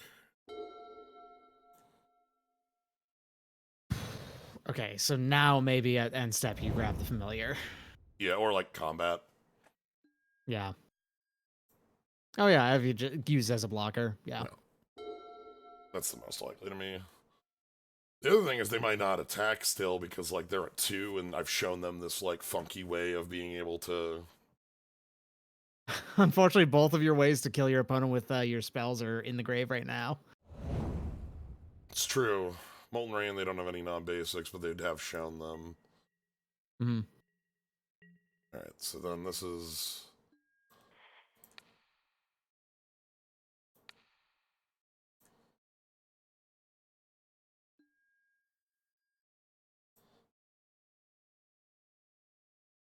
Why is it asking me twice?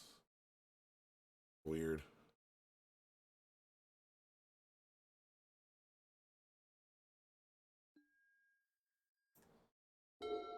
The Obelisk of Knowledge.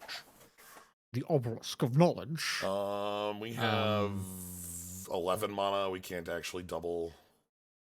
We can't play activate. You can play Nurok Familiar and Tower of Murmurs, though, in the same turn pretty easily. So yeah, because it's 5, 8, 11. So let's go ahead and play Familiar first.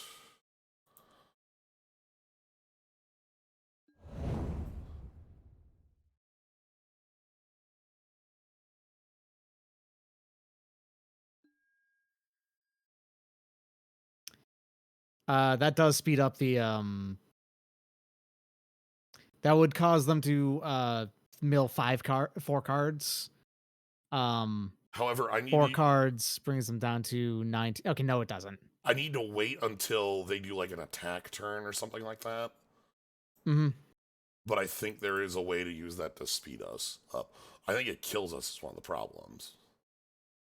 Right now, yes, it kills you. But if it was the last turn, then it would kill your opponent instead. For sure. So we might be able to end step tower, untap tower, and then play down the orb. Play Mesmeric Orb, and then once you've hand over priority by giving them their turn, then they kill themselves. Yeah, exactly. They are possibly dead their next turn, maybe. Not quite. They don't have enough permanents to tap for that, but Crystal Shard can also create permanents that they have to have tapped. Mm-hmm.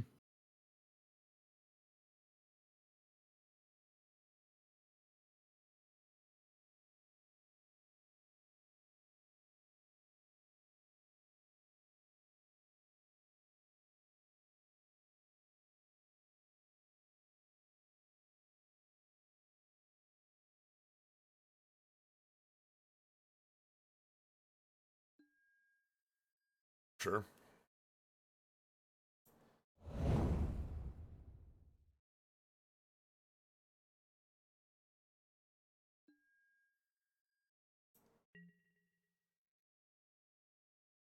Okay, just 3. That's fine. I'm not even going to do the Nurok Familiar thing here.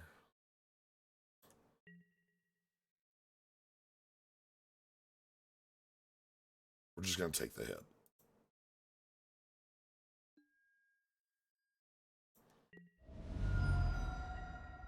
tramples anyways.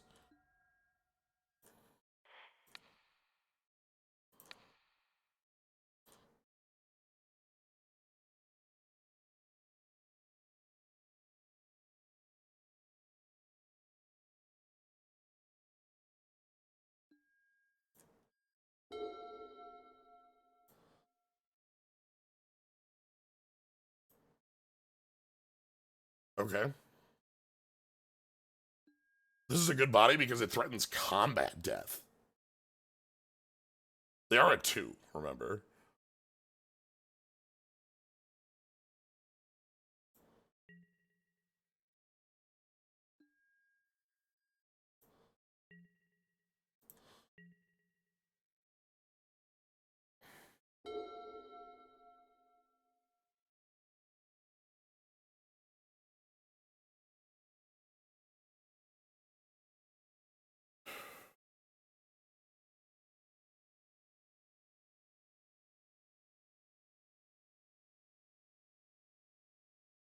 If they end their turn with 3 tapped permanents, they lose.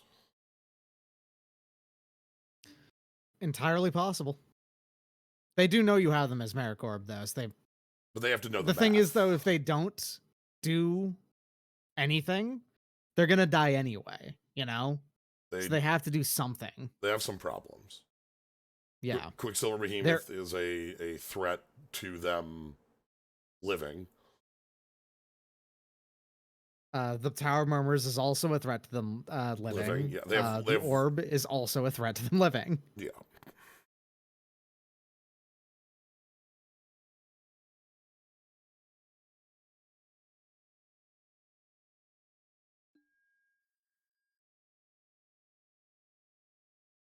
That'll be 3 tapped permanents.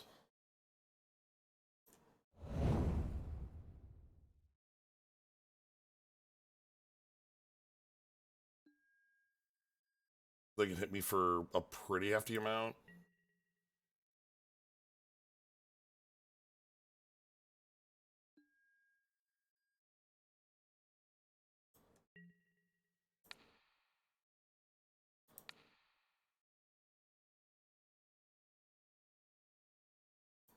This is irrelevant, right?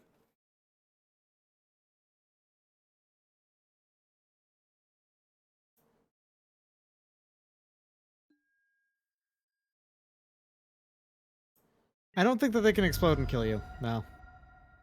They're close.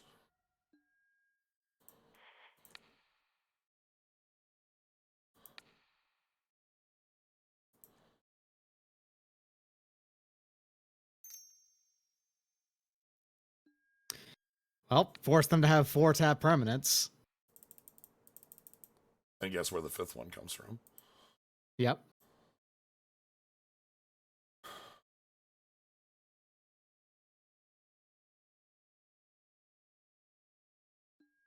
Oof. Ah, Druce Harvester.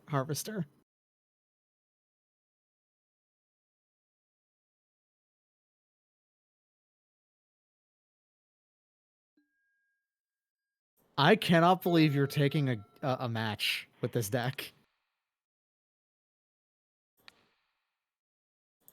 It's a very non-intuitive and kind of fun deck. I'm liking it. If they let this bounce, they'll live an extra turn. Yep, they've done the math.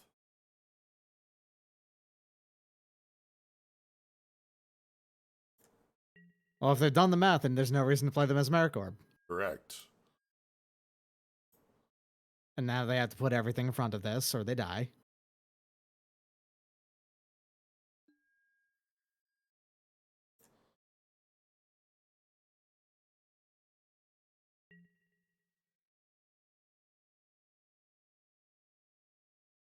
This doesn't trample, but... Ah. I actually overlooked that. It's a blue card with Behemoth in the name, so I assumed it would. Orb was revealed, they know it. Yeah, they do know about the Orb. If Orb was a surprise, then yeah, but it's not, so...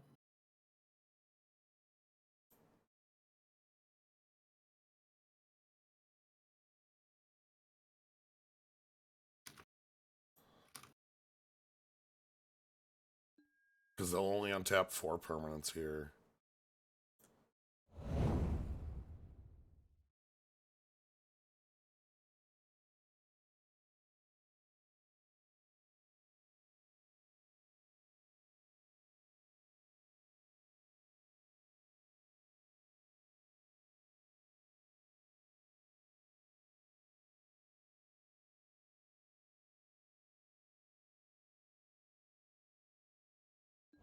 You should stream reading the comp rules document. So I'm playing the orb here. Mm-hmm. Because they can't Sky Hunter patrol at end step if the orb exists. Gotta understand. Okay, that makes sense.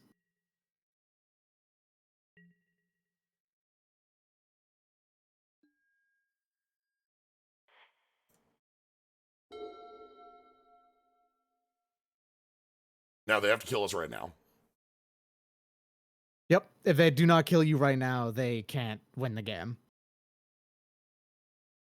So yeah, the idea was playing the orb there prevents them from activating this and just shooting me, which, you know, brings me to 9 and maybe they have like a way out.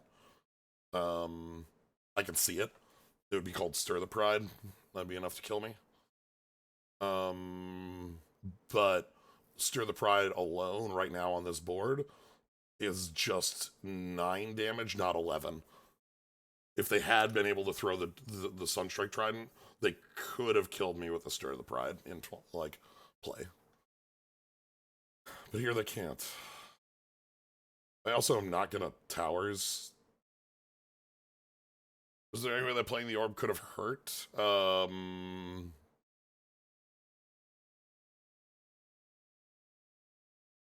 If they can tap down my team and then I activated the tower, I would lose the game. But in that case, I just don't activate the tower.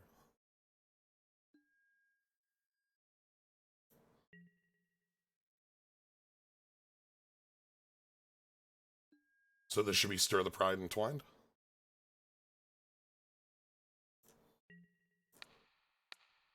We'll block on the Sure Strike Trident because this one is trample.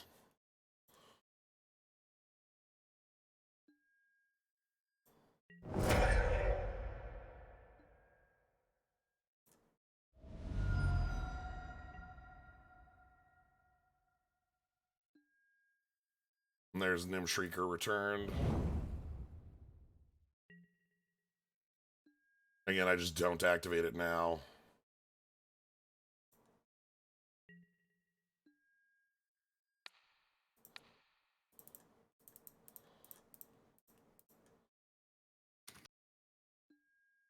And that's it.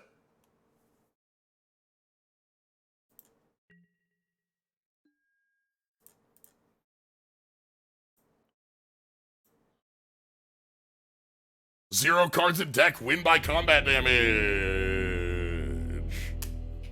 Good stuff.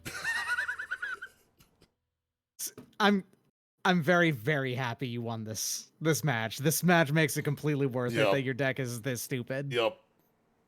This was beautiful. The orb, I'm like, I don't know if flat prevented that like loss, but because I don't know if they actually no. Hold on, we do. Won a match with an incredibly slow mill deck. Nope, it's in Darksteel Mirrodin. Sorry, we actually have proof that the final card is Stir the Pride because it's not in their grave. Nice. We saw it, unless they board it out, they're +2/+2. Because so if Orb didn't exist, they actually likely kill us with Stir the Pride. It's very funny, but like we probably don't win this game. It turns out you actually got it right at the last moment. All right, we got our win. Let's go walk into like do whatever happens. At this point, it doesn't really matter. Shit. Oh man, Quack Fu. I know Quack Fu is there. Oh, I know Quack Fu. Kaiser Wilhelm, 81, born in the year 1881.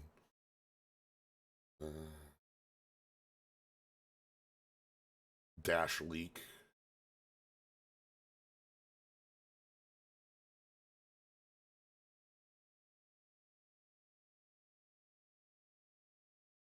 Tiki 2.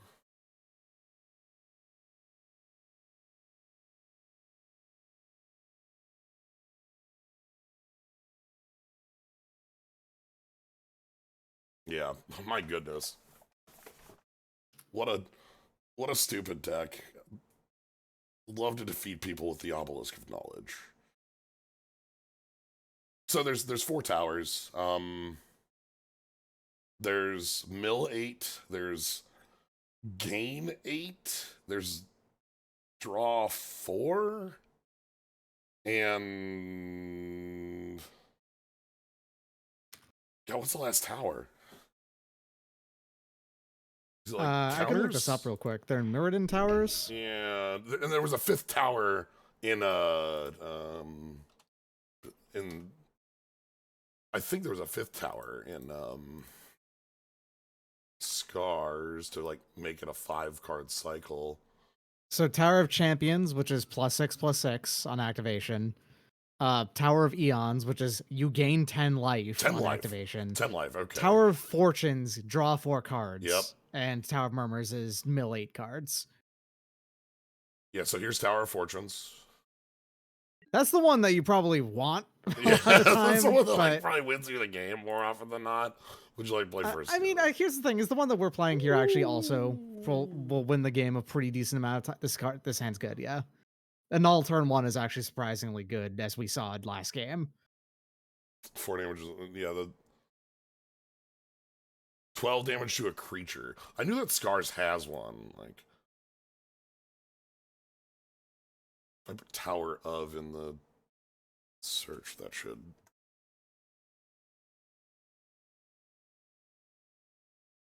Yeah, so yeah, Tower of Eons, Mirrodin. Tower of Fortunes, Mirrodin. Tower of Murmurs, Mirrodin. Tower of Champions, Mirrodin, +6/+6, and then our Tower of Calamities. There it is, yeah. 12 damage to target creature. Man, I would really love to turn that into a creature and then give it lifelink. Ooh, they've got a nice... James DeBouche. Oh, with the almighty brushwag. Yep, nice. Yep. You know Leonin Scimitar. Fuck off. You know what? Actual Leonin Scimitar. Original Leonin Scimitar. Leonin Scimitar is not nearly as powerful as that's the second time in a lot of cases. That's the second time we've milled Molten Rain.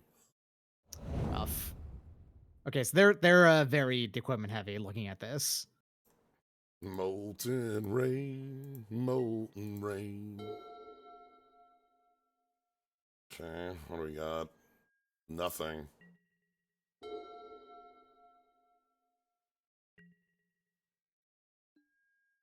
I'm attacking. Actually just talking in another zone.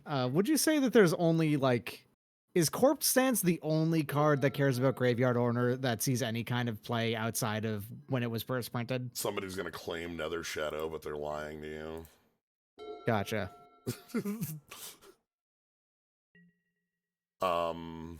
Yeah.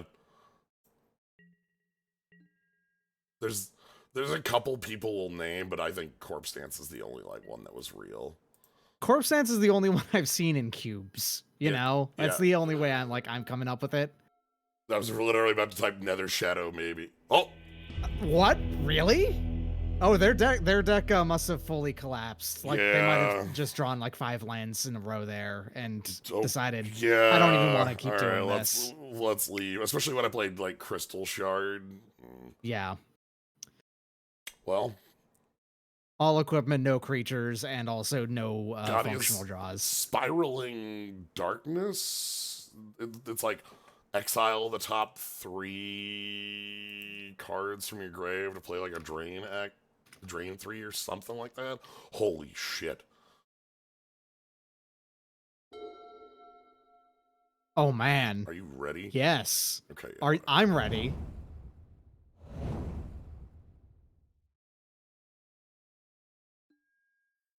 A creature. So I mean, yeah, it's a 2/2 now. I think part of this as well, for what it's worth, is that no one remembers. Oh, fuck me! And the worst part is, there's no reason I would hold these because, I'm holding the Thoughtcast, obviously. So. Yeah. Yeah, I did think about like playing around some sort of artifact destruction, but I came to the conclusion that if I tried to, we would lose the game. Mm-hmm. Understandable. It sucks, but it's where we are. Anyway, Yeah. Viridian Shaman is probably a first. That is a good. Yeah, you're right. I think so. It's a pretty easy first pick. IMO. It's like in this format, it's Reclamation Sage, but better because it has the one. Because Reclamation Sage is a 2/1, right? Yes, Maybe. 2-1. Hold on. 2-1. It's a 2-1. Yeah. So in this format, it's basically better than Reclamation Sage, and Reclamation Sage is a main deckable card. The only problem with it is that it's not a May, so like if we didn't have targets, they would have to go up their own scimitar, and they wouldn't be able to play it. But also, like, what's the chances that if your opponent is going full Taljalad trolls and like nothing else, that's the only time that's gonna like punish you, and even then, green plays artifacts in this set still. It's a combat color. You're playing equipment. Yep. There is no archetype in this format that does not play artifacts. Soldier replica. All right.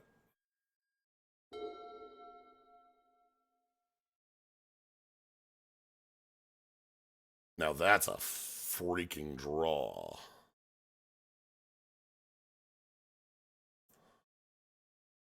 Oh, yes, it's a 0-mana artifact, which makes Thoughtcast cheaper.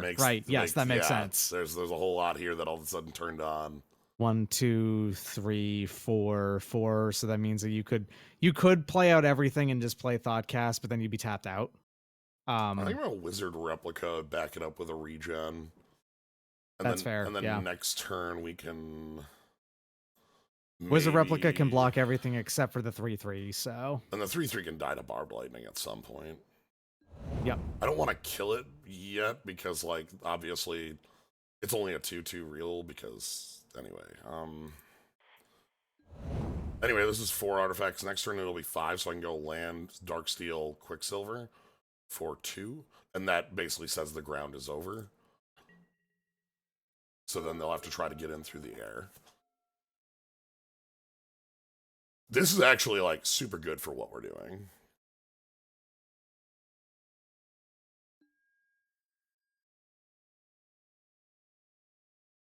Sure.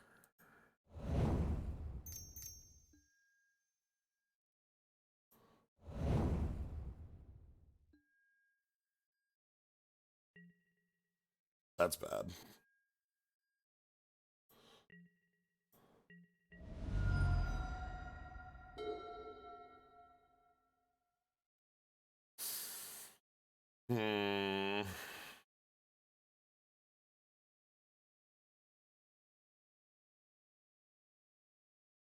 Let's equip on Voltrak 3. If they draw land, they could possibly do it twice.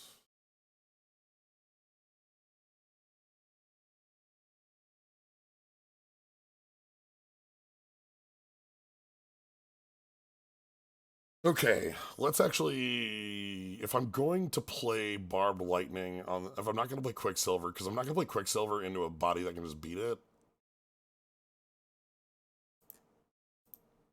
Thoughtcast. Shatter, you say. Shatter. Shatter is a good draw.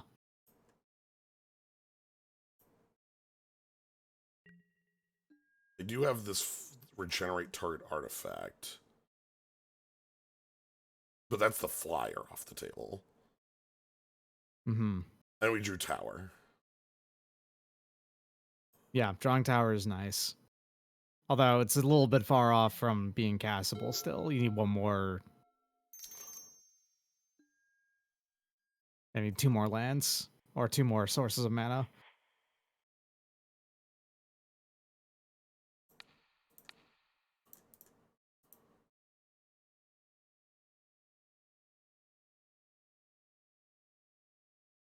I want them to regen, but I don't think they will.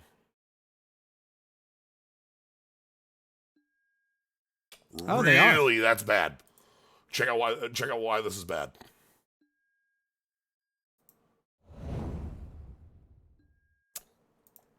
And then the equip says doesn't untap. Okay, they did have the 6 land, whatever. So they can move this over to... I think they targeted wrong. Rip.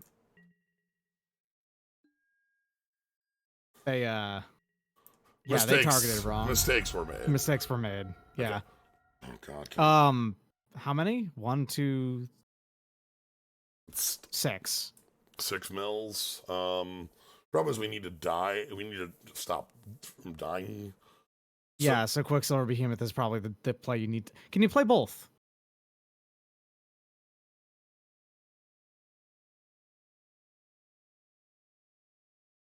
You go down to making it cost 3. So yeah, you've got 5 mana.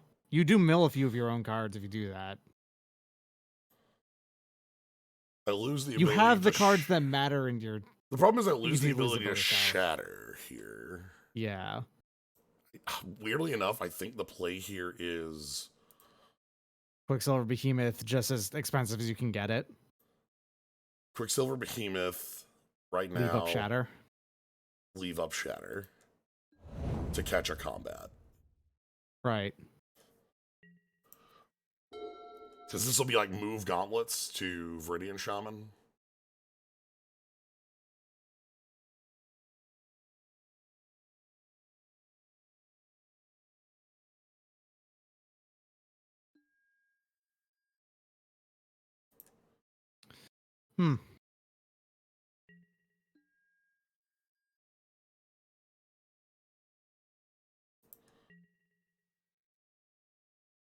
We still get to kill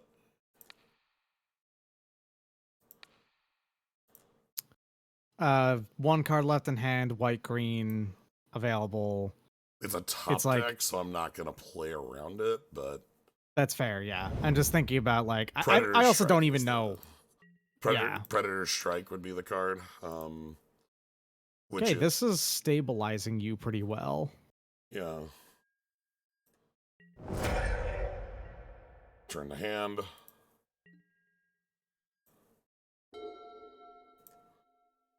It's actually... Earnestly, lands aren't bad to draw right now. Because you have most of the cards you need in hand right now.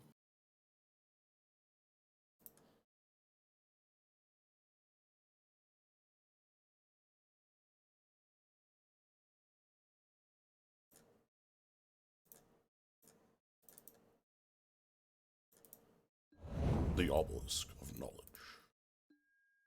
All right.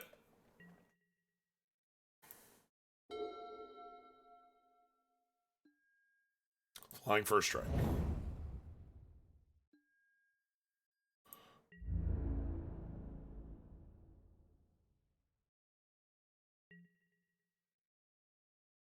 Move to the, yeah.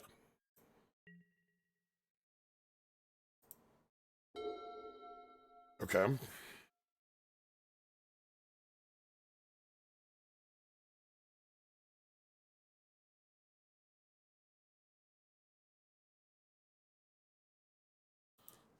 Magana really does let you just take whatever inventory you want right now. Yeah, it's literally anything I want. Second Quicksilver Behemoth actually... They don't have any non-basics on board right now, do they? It's like 1 forest and 5 plains. Look at Nurok Familiar. Also, like, you're not killing them through that. Nurok Familiar is a blocker. Yeah, Nurok Familiar is a blocker because I need time to... Yeah. Not die.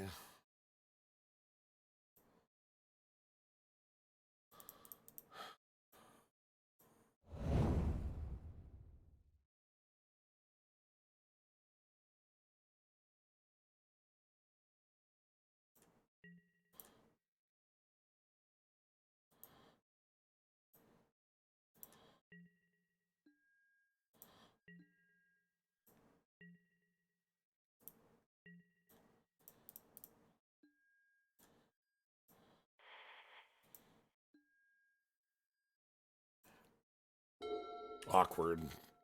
The flyer there is... You got it. They just gave up. I don't think they should have given up. They know their deck better than we do, obviously, but I don't think they should have. No, my thought process here is that we actually can do it. It's awkward as hell, but we can. I think that concession is early because my line here is that I have I'm gonna go to 6 from this attack. Next turn, I want to set up like I want to hopefully mill them for 8. They'll hit me to 3. I untap, and then we go like a Nurok Familiar Orb and try to like survive one more turn and then tower them for the last cards. But damn, You're 2-0.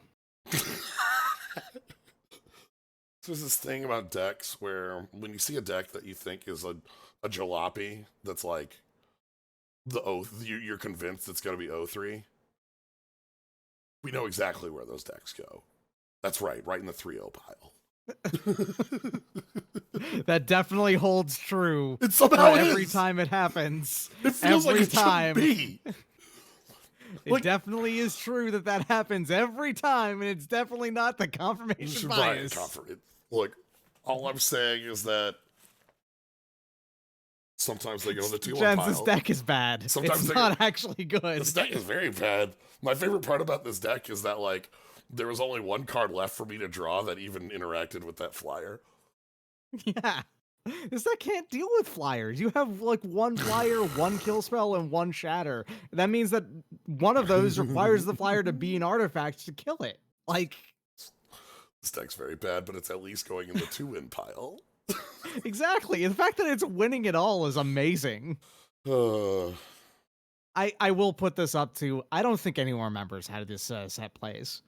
No one remembers how to draft it, which means that because no one remembers how to draft, how to do this, that means that everyone's just kind of playing it by ear. That means that no one can actually, even the people who do know how to do it, the 1 in 8 people, every time they're popping in, everyone else is just kind of doing whatever, so they can't actually do what they know to do, you know? Because that's kind of the big thing about drafting sets. It's like knowing how to draft a set specifically, other than just knowing how to draft well in general, kind of requires the other 7 players at the table also know how to draft a set specifically. Yeah, so you could have I remember doing a draft at a table of Zendikar, the first Force of Will 420. Oh my freaking God. Oh man, this is a hand as well. Damn, I'm in. This Frogmite is on turn 2? Turn 3? Turn 3, yeah. If you draw 1 artifact land, it's turn 2. Yeah.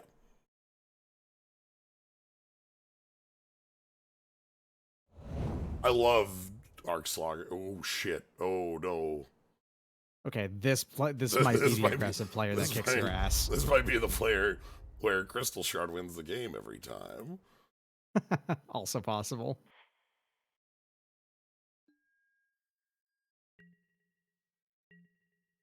Oh, opponent on 53 card special. Shit, we can't beat the 43 card special. That's 3 more cards. It's true. That actually increases the number of turns acquired to mill on average by 1. Yeah. Also, they're on this is affinity. They're on Rakdos. This is the affinity for kicking your ass. Yeah, this is not affinity for fuckers. This is just affinity. Like. On the other hand, they didn't play something on 2, which is a good sign. Thank God. Yeah.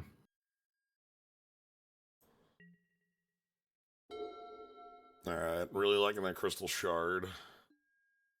Crystal Shard, again, is one of my again, like, this is just a legit card. Erratic Portal was, like, super good. It was earlier what this is.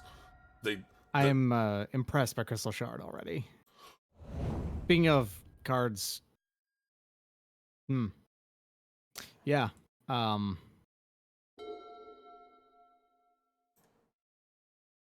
a lot of power.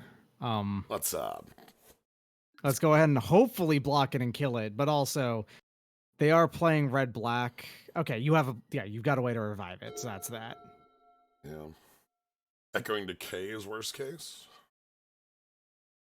Is that a cannot be regenerated effect? -2/-2.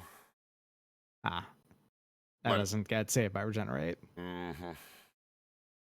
Our draw wants to be any untapped land, so I can Crystal Shard, leaving a null and Crystal Shard activation up.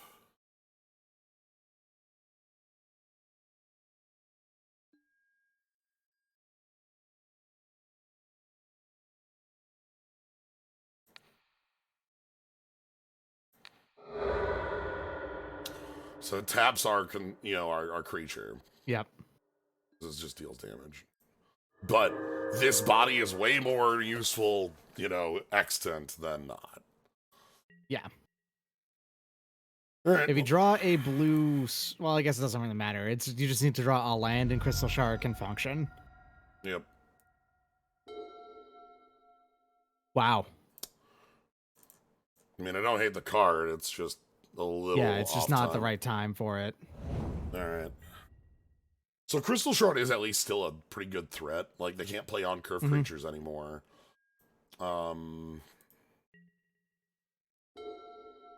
Hopefully they don't have another kill spell for Frogmite. I mean, oh, sure.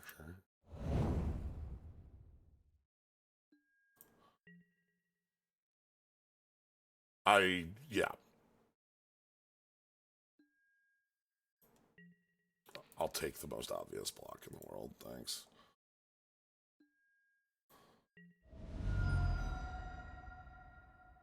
Two cards left in hand.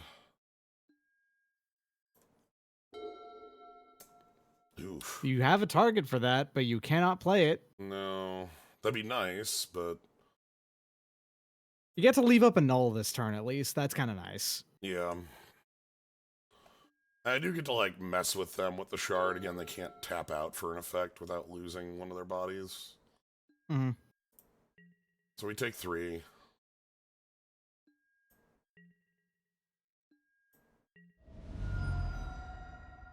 Nice thing is I can cut them off red if red's a real color. They might be mono black. I consume spirit and all. Nah, no thanks.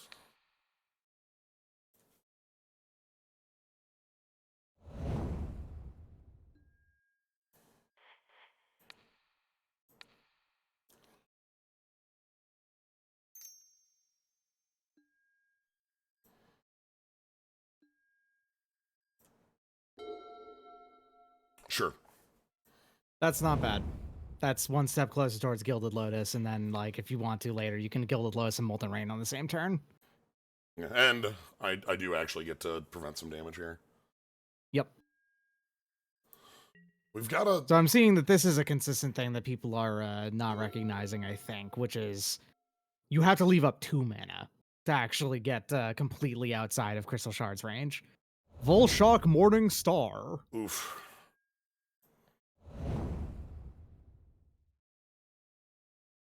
Leave up the red.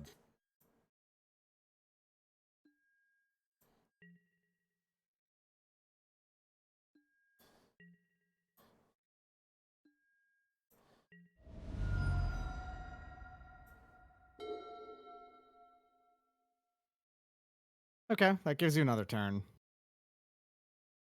Yeah. God, this is a pain.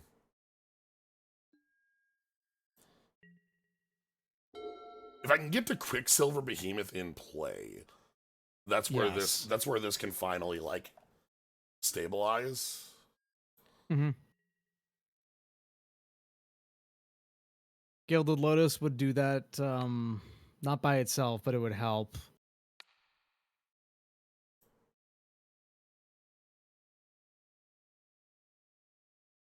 I'm doing bounce for maximum health here. Yeah. If I wanted maximum mana efficiency, I'd go for the Morning Star.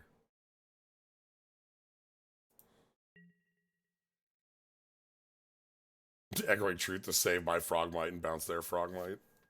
Yeah. So, incoming Arcbound Worker. Incoming equip of Volshock Morningstar.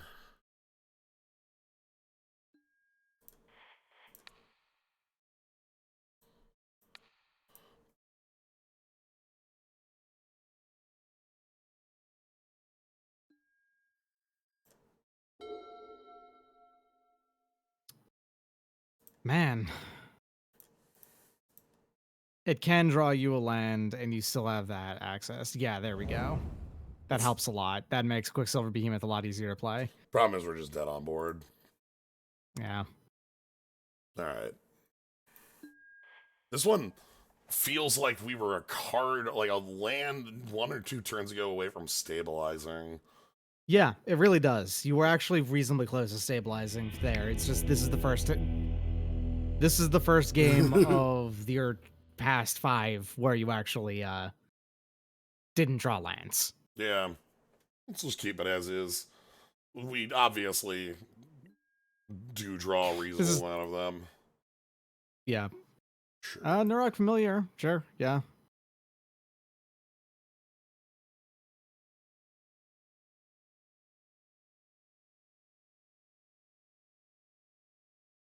$43 cards again over there.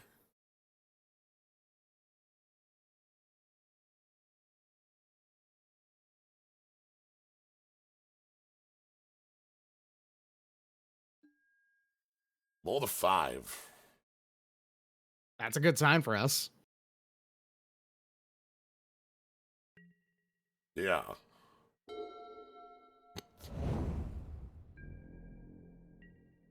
No turn 1 play. That's excellent.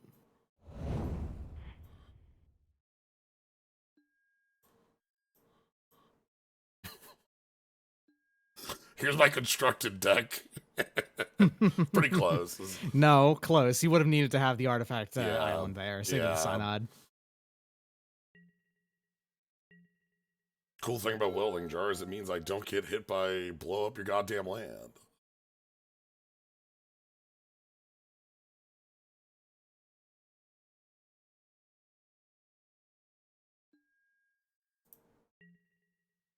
Why does it always come down to Frogmite plus Nurok Familiar Beatdown?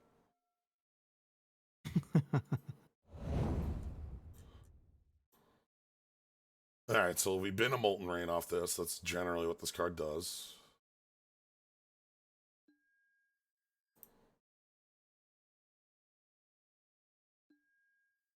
Sure. It's been these 2 creatures every time we're on the beatdown. Hey, I don't know. they're also like your only early game reasonably aggressive creatures. That's fair. That's it. That's fair. What are the other options? Your other aggressive, in quotes, creatures bounce themselves every time they attack or block. True. Oh, excellent.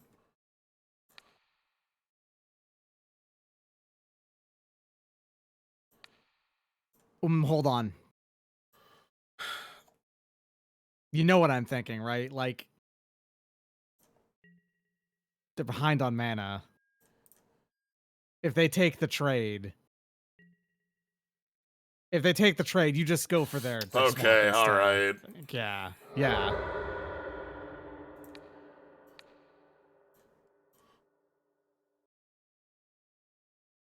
I feel like this might just encourage a concession out of them. It's possible.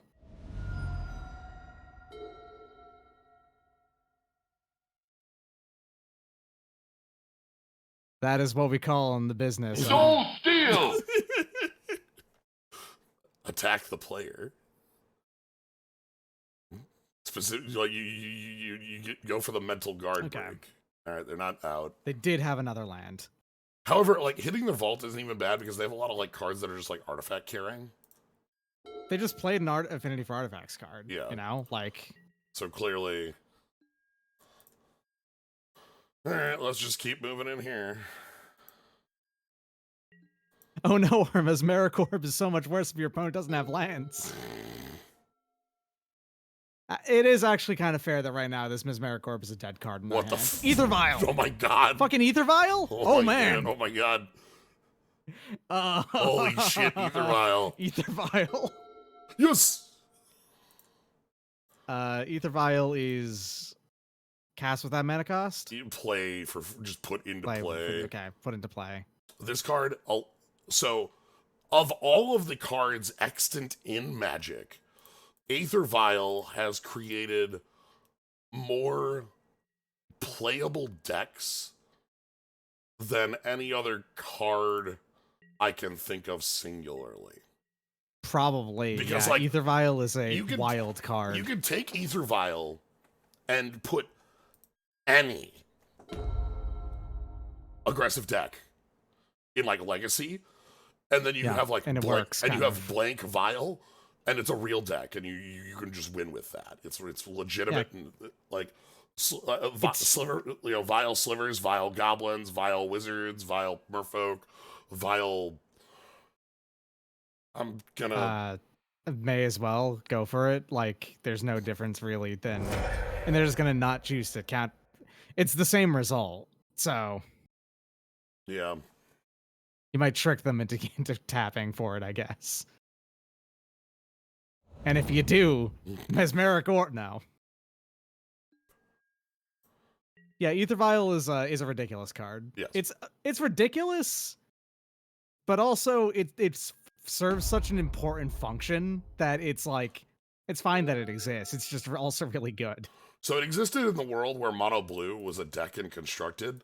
And let me tell you, if you played your Vial under the Mono Blue player, again, this puts into play.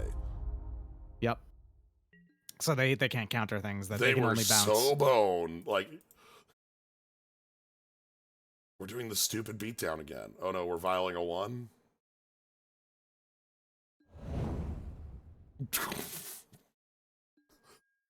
Shit.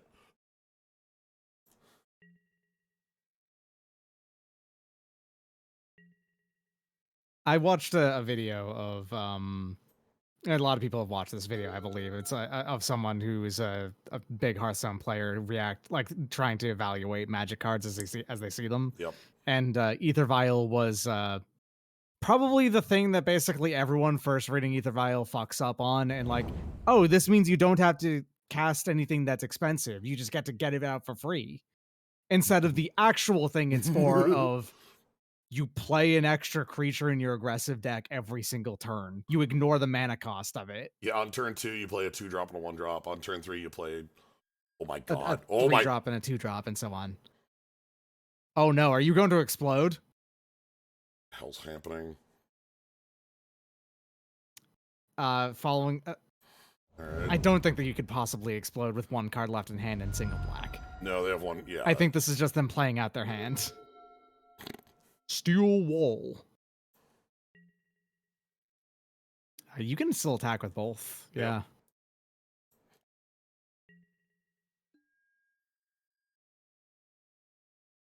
I think your opponent probably picked Ether Vial first pick, first pack, first pick. Camp Darksteel. Oh, okay, never mind. So they were already in like the Disciple. It looks like they, you can play Vial on 1 in here and have like Disciple, Artifact, Worker. Looks like they're going up on it to be able to like maybe to sidestep a mana cost they can't make. Maybe there's like a double red card they're trying to get up to so that they can. All right, I can no longer attack on the ground. You can still attack in the air. That was their draw, by the way. Yep. I can tell you that with confidence because they would have vialed it in to block Frogmite. Mm-hmm. Oh god, Artifact is put in a graveyard. They actually can still like... Yeah, this is actually possible for them to steal the game if they kill enough artifacts, or if you accidentally kill too much of their stuff. Mm-hmm.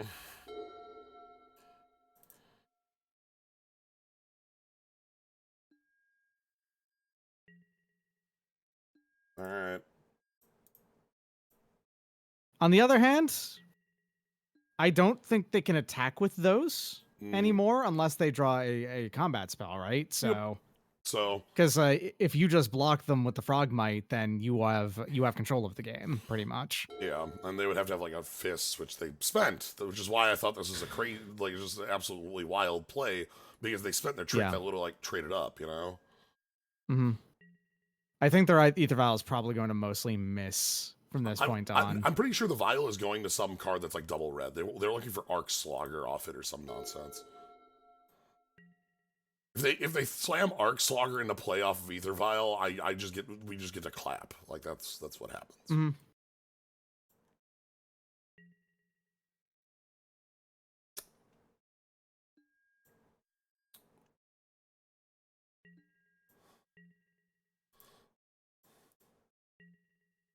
Okay, that's 9 mana. We're doing fine. All right, Vial to 5. Come on. 5. Okay. Come on. Come on. Come on. I need to believe. I love Arc Slogger so much.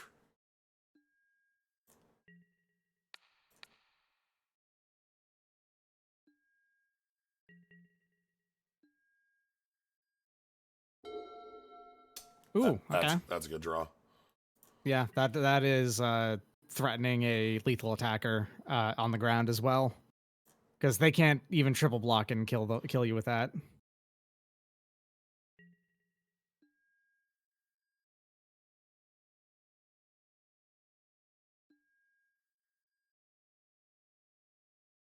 To each creature without flying. Okay. Doesn't really bother us too much. It does damage us. Yes. A lot. That's 4 damage. It deals 3 damage to you. 2 from the Blade Trap, 2 from the Frogmite. Oh, right. 2 each. Right. Okay, never mind. 4.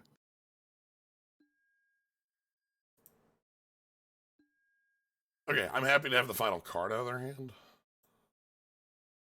Not Arc Slogger. Sad.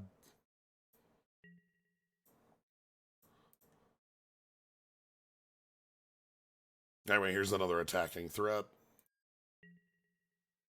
Dead in 2 turns, pretty much no matter what, unless they have a way to get rid of your flyer. Yep. And even then, it's... The Vial to 6. So by the way, equal to. Vial is equal not... to. It's... Yeah, not an equal to or less. They just played their land, so it's nothing. Yep. They are...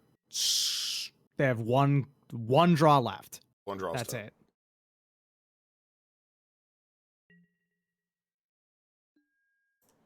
Yeah, you cannot vial something that is less than the charge counters on it.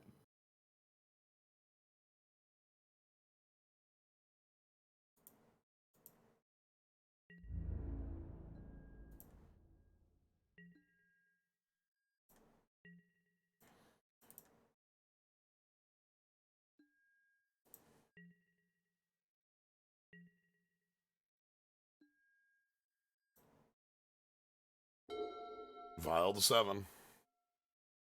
If they drew their 7 drop that wins them the game somehow, please do play it. Regenerate Pewter Golem.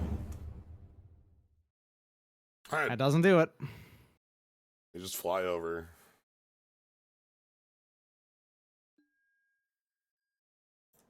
Yeah, they put it up to 7 Darksteel Gargoyle to block.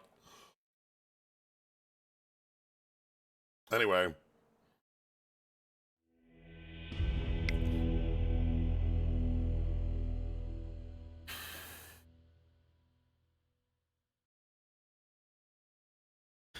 All right. Having a 1/1 flyer is what won you that game. I think Lumengrid Warden is in. I'm not surprised, actually, yeah. Yeah, you probably don't have the time to play Machinate in a reasonable manner. Talk about cards we haven't drawn yet. Oh, yeah, Domineer and Neurok Project we have some, pretty nice. We have some good cards up here that have never shown up. Orb sticks Straight around. up, Domineer would have been really nice. Orb sticks around because we still might be able to get Orb to be the bug fix on our tower. I believe in the Orb, and I don't want to remove it. Even if it was a dead card in our hand last game, it's still an Orb. It was a dead card in our hand last game, but it also won us a game previously. So, like, it is impossible to say if things are good or bad. Yeah, Orb is the heart of the deck. Tower is the soul. Behemoth is the father, and Barbed Lightning is the Holy Ghost.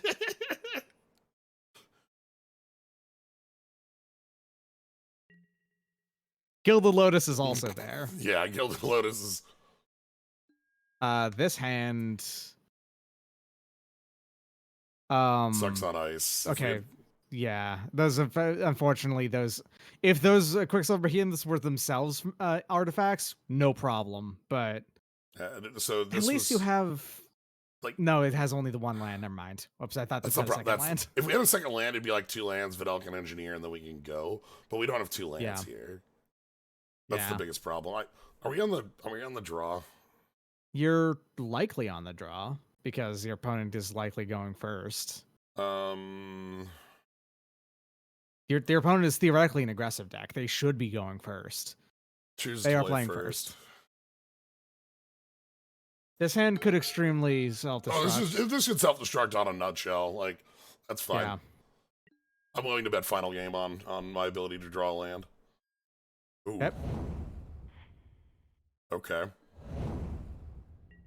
Additional lands actually do make this a lot easier if it happens. Yeah.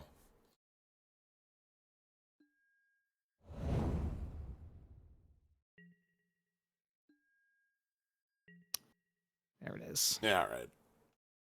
My idea is basically I think that Vidalcan Engineer is good enough if we hit the second land, and the land draws a 50-50 on both land choices.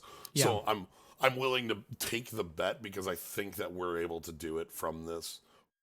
Oh boy. Ooh, Whisper Silk Cloak. Okay. So our opponent is on like... Okay. So we get Vidalcan Engineer.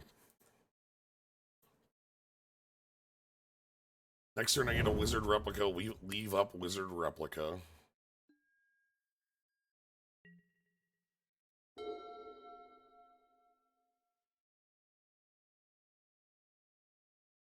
All the equipment in the world. Water everywhere, but not a drop to drink. Great Furnace is the draw I want. Holy shit, are we seriously on no creatures? This is an ideal situation for you, sort of. Nordic Familiar has only a very tiny chance of drawing you a land. I'll put the Wizard Replica out. Mm-hmm.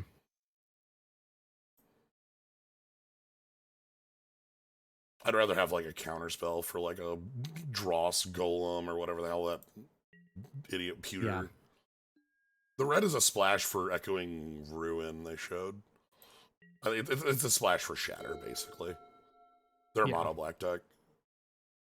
Functionally. So I'm here to counter a 5-drop. Sure, I don't care. They didn't play anything up till 4. I'm not worried about what Ether Vial is doing There's right nothing now. the Vial like does that's meaningful. Next turn I can Thoughtcast, by the way. Yeah, and that's going to help a lot. And that should draw me out of this. That's the reason I played the Replica as well, is because it's another artifact on the board. Mm-hmm. If I'm forced to burn it because they play like a body, I'll do it, but I won't like it. I am extremely amazed right now that you are the person with bodies on the board. They played equipment, artifact. They don't have the guys. Yeah. Echoing Ruin, targeting... Just the wizard.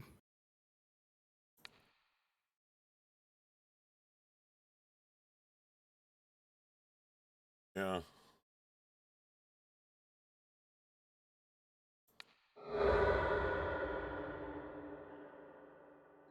I'm looking at now the Nurok Familiar has a roughly 1 in 6 or so, just slightly better than 1 in 6 chance of you drawing a land off of it, but Talisman of Dominance helps.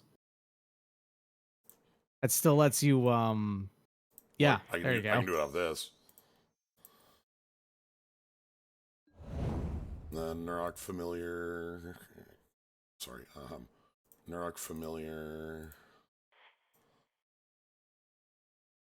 That makes sense, yeah.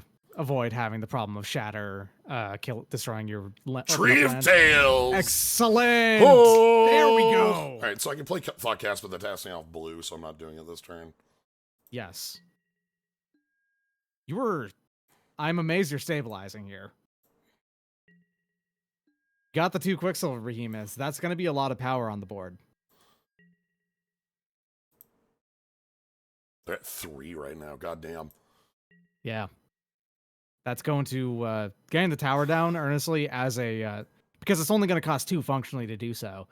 As an additional piece of metal will make it even easier. Yeah, Thoughtcast also is 1 here, so Yep. if we can just draw to like another land. And if I have to use the wizard, okay. Wow, that's a terrible draw for Their them. unwelding jar is yeah, really bad. They have no creatures. Huh. That has to be a top deck, and then they're gonna tap out for a Woe bearer. They tapped out. Yeah, sure. So we have to counter this. Alright, so I lose a piece of metal. That slows my builds a little bit. Okay, land is helpful. That helps speed it back up a little. Let's go.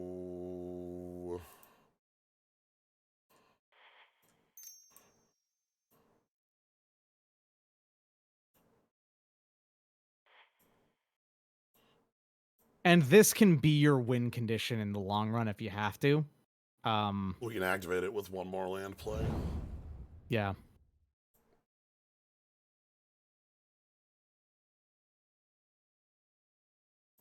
What are you at? 3. I'm gonna go Thoughtcast here because we can also Lumen Grid Warden on the turn. Okay. Here's your lands that you need. 2/3 of a treasure cruise. Yep. Acceptable. Mm-hmm.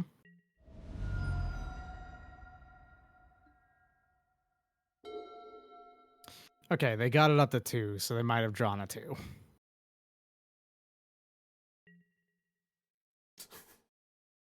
What the hell? Oh I guess they can do it at instant speed, so they don't have to pay mana for it. I don't think they have creatures. I don't, because they would do it in equip, right? Like, yeah, they would. You're right. They totally would. They should at the very least. So, like, what? Do you just swing in, deal 3, and then like put down your behemoths? yeah.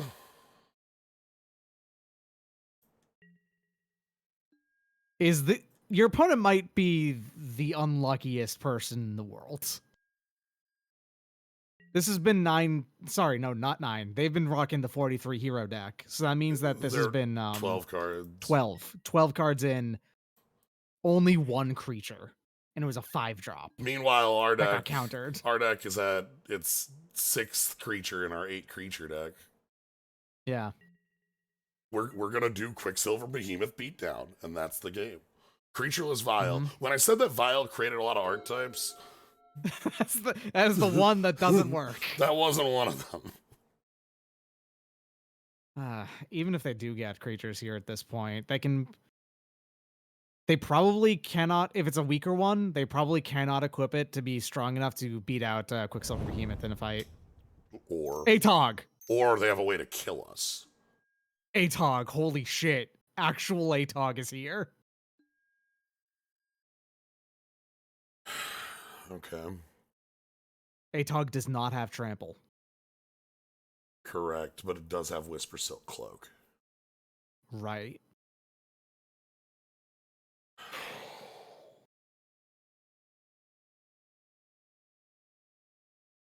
need to Can get them. you kill them with ramp quickly enough? Not ramp, mill quickly enough. No, 30 cards. You can do -17. What's they currently have so 1, 2, 3. It's 2 functionally right now. They're not going to do all 3. They're only going to eat Vial and Jar on this turn because the Morning Star is equal to. They only need to eat one as of if those. they eat or not. They only need to eat one of those. I do want them to start eating pieces of metal.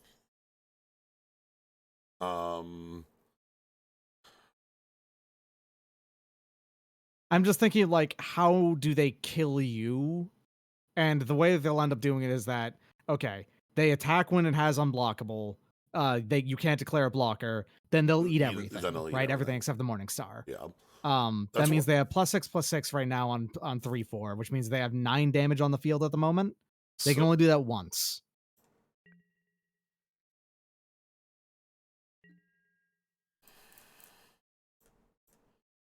I think that this is right. Yeah. To be able to kill one of your behemoths, they would have to eat a piece of metal. And it's going to be the jar, if I had to guess. I'd Or eat the vial. I'd eat Honestly, the vial's vial. probably not doing shit for them at the moment. One other thing about this is that if they block the engineer or whatever, like I have 8 mana, I don't care. Worst case scenario, I think actually is if they vial something out and then eat it. Double Strike was created 2 sets before this. Double Strike exists. There's a piece of equipment that hands it off called Fire Shrieker. Yeah, Fire Shrieker, which is the sole source of colorless double strike in the game, I believe. Okay, eat the welding jar. I don't like eat the welding jar. I like that better in case we draw a shatter. Mm-hmm. Man, Atog is such an intimidating creature. Atog kills opponents. Right, like we were like, this game is over. It's in our complete control. And then single Atog hits the field and like Atog appears oh, and we're like, oh, okay, I guess we're gonna die. I mean, that's what Atog does, though, right? Like, that's the kind of the thing that all of the Atogs have done since the inception of Atog the creature. Yeah. They kill you in a single turn. They eat your entire board and then they kill you. So the first double strike card, I believe, was in... God, was it Scourge or Legions? I want to say Scourge, but I'm not 100%. I know it is in Scourge, but again, to me, that set's all a blur. If they attack with Atog, I don't block, and we just kill them or whatever. They really need to print another Atog. It's been a long... I just want to see what they're going to do with another Atog. It's an iconic creature type Magic. You can't... And Maro, your fucking blog's name is Blogatog. You can't run away from Atogs forever. Like, they printed, like, Gremlins. And they're like, well, let's just try to not Atog. So, all right. Atog is now unblockable and Shroud. So we cannot stop the Atog. Yeah, the Atog is now... If they manage to pull out all of the metal that they could possibly do and kill you in a single turn from this point on, basically impossible, but, you know, theoretically. Okay, they've got to leave it as a blocker. All right, what that means is that I get to fly over.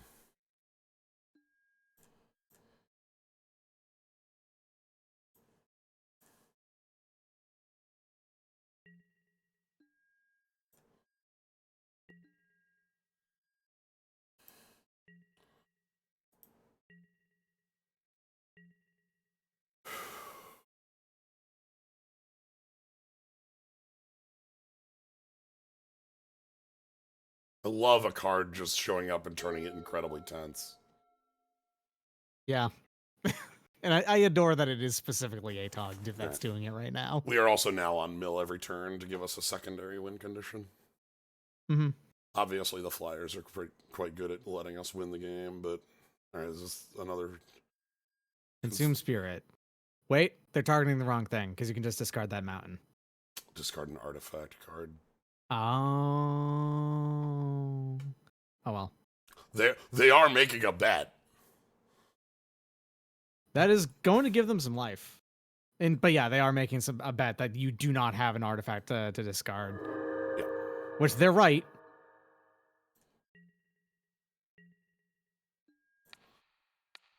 All right. Secondary win con, however, is good to have. You know, it'd be great here. Orb. Time for the primary win con to turn on. All right. Another Consume Spirit, 2 Disciple of the Vaults. Perfect. Get the hell out of here with that crap. I think they may not have one turn off. I think they may not have enough artifacts in their deck to really kill you with this Atog immediately.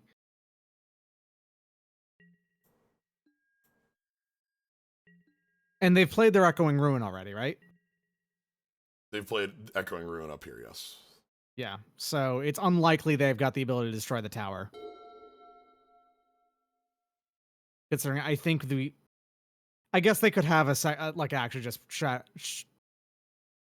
Sure. Okay. That's a flyer. So your primary win con is in fact your primary win con now. You should probably begin attacking with Atog here. I don't know. That's tough.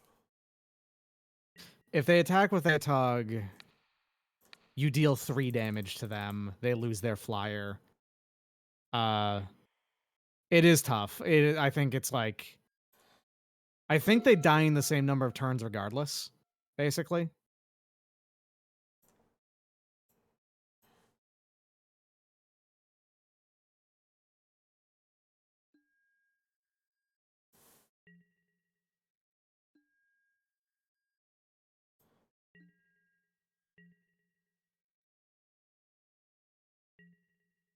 All right, they have to kill us this turn.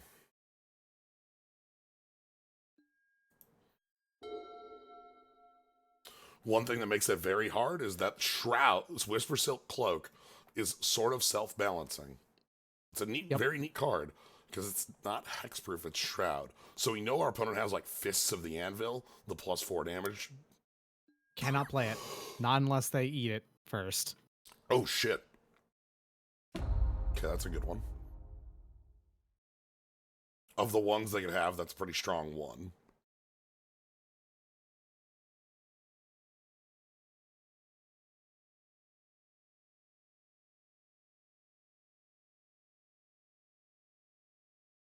So we hit Hunger the Nim, Great Furnace, Grimclaw Bats, Moriok Scavenger. This one's really good.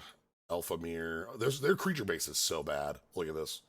Like that's kind of the thing. They're theoretically aggressive, but their creatures are awful. Yeah. They have the super artifact set up. Like, I can see what their deck is. It's just they're missing a couple better creatures and maybe a few. I don't even know if it's less equipment because they only have the 2 that we see here. It's just they drew equipment vial, you know? Yeah, they could have had a bad curve out, is the thing. They could have had their creatures early and, like, they would have done stuff, but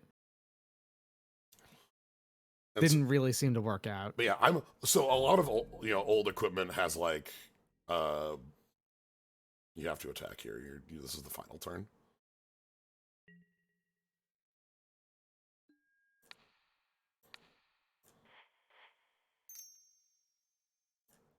Did you not think I had left myself the mana because I visibly didn't? All right, new. I'm sorry. They're playing in Flame. Never mind. Okay, their deck is actually hard up for playables. Period. And Mirror Moon Vessels. So this is more of a like 19 card deck. That's just a few cards short. Anyway, Tower for and they're playing at 43 at the same time. I was gonna say that actually is weird because they can just cut the cards. Yeah. Okay, there's their Frogmite. They probably wanted that much earlier. I think relying on cards like Frogmite and like trying to fill out your affinity that way is kind of a bad idea because everyone's going to be playing Frogmite the moment they see it. Right. Can't rely on that kind of thing. This won all 3 matches. This was, by all means, probably should have been a 0-3. We won all 3 matches instead. You won. You would did 0 and 3 did come up in your win rate here. The obelisk of knowledge. The obelisk of knowledge. That's just what we had.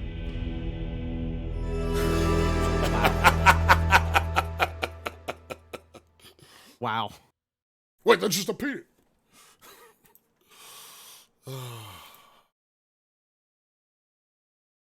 So yeah, 3-0. That's 3-0.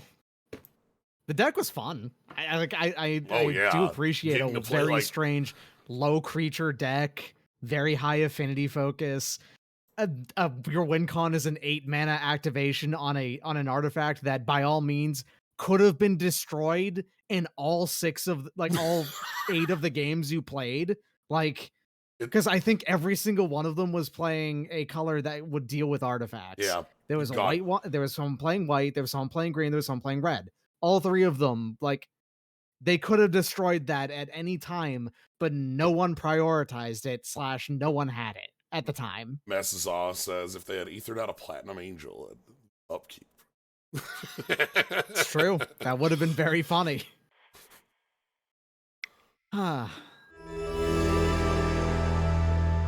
Nice mountain. All right, and then we got a box.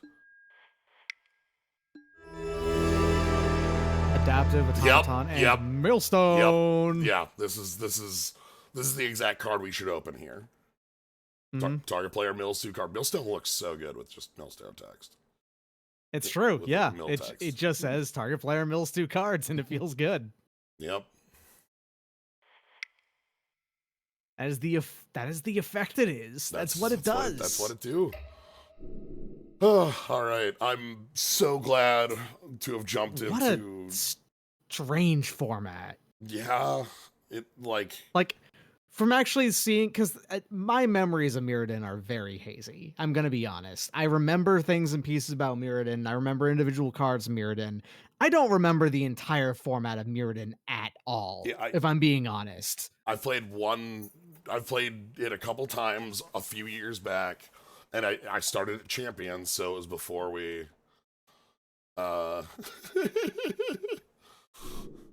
Yeah, and this is an interesting look into what. Again, I think everyone's deck would have been much different if everyone knew what they were doing. In that, I think that everyone would have had made different prioritizations on their picks. Yep. At the same time, hey, I'm really glad that you had such an incredibly weird deck to play and won with it. I enjoyed it's super good. All three of our opponents also had competent setups. All three were equipment based. Just our opponent playing Viridian Shaman as a land destruction. That always hurts, that hurts, but that's also very iconic of this era for sure. So yeah. Anyway, that's gotta be it for tonight. Thank you, Doc, for joining on in.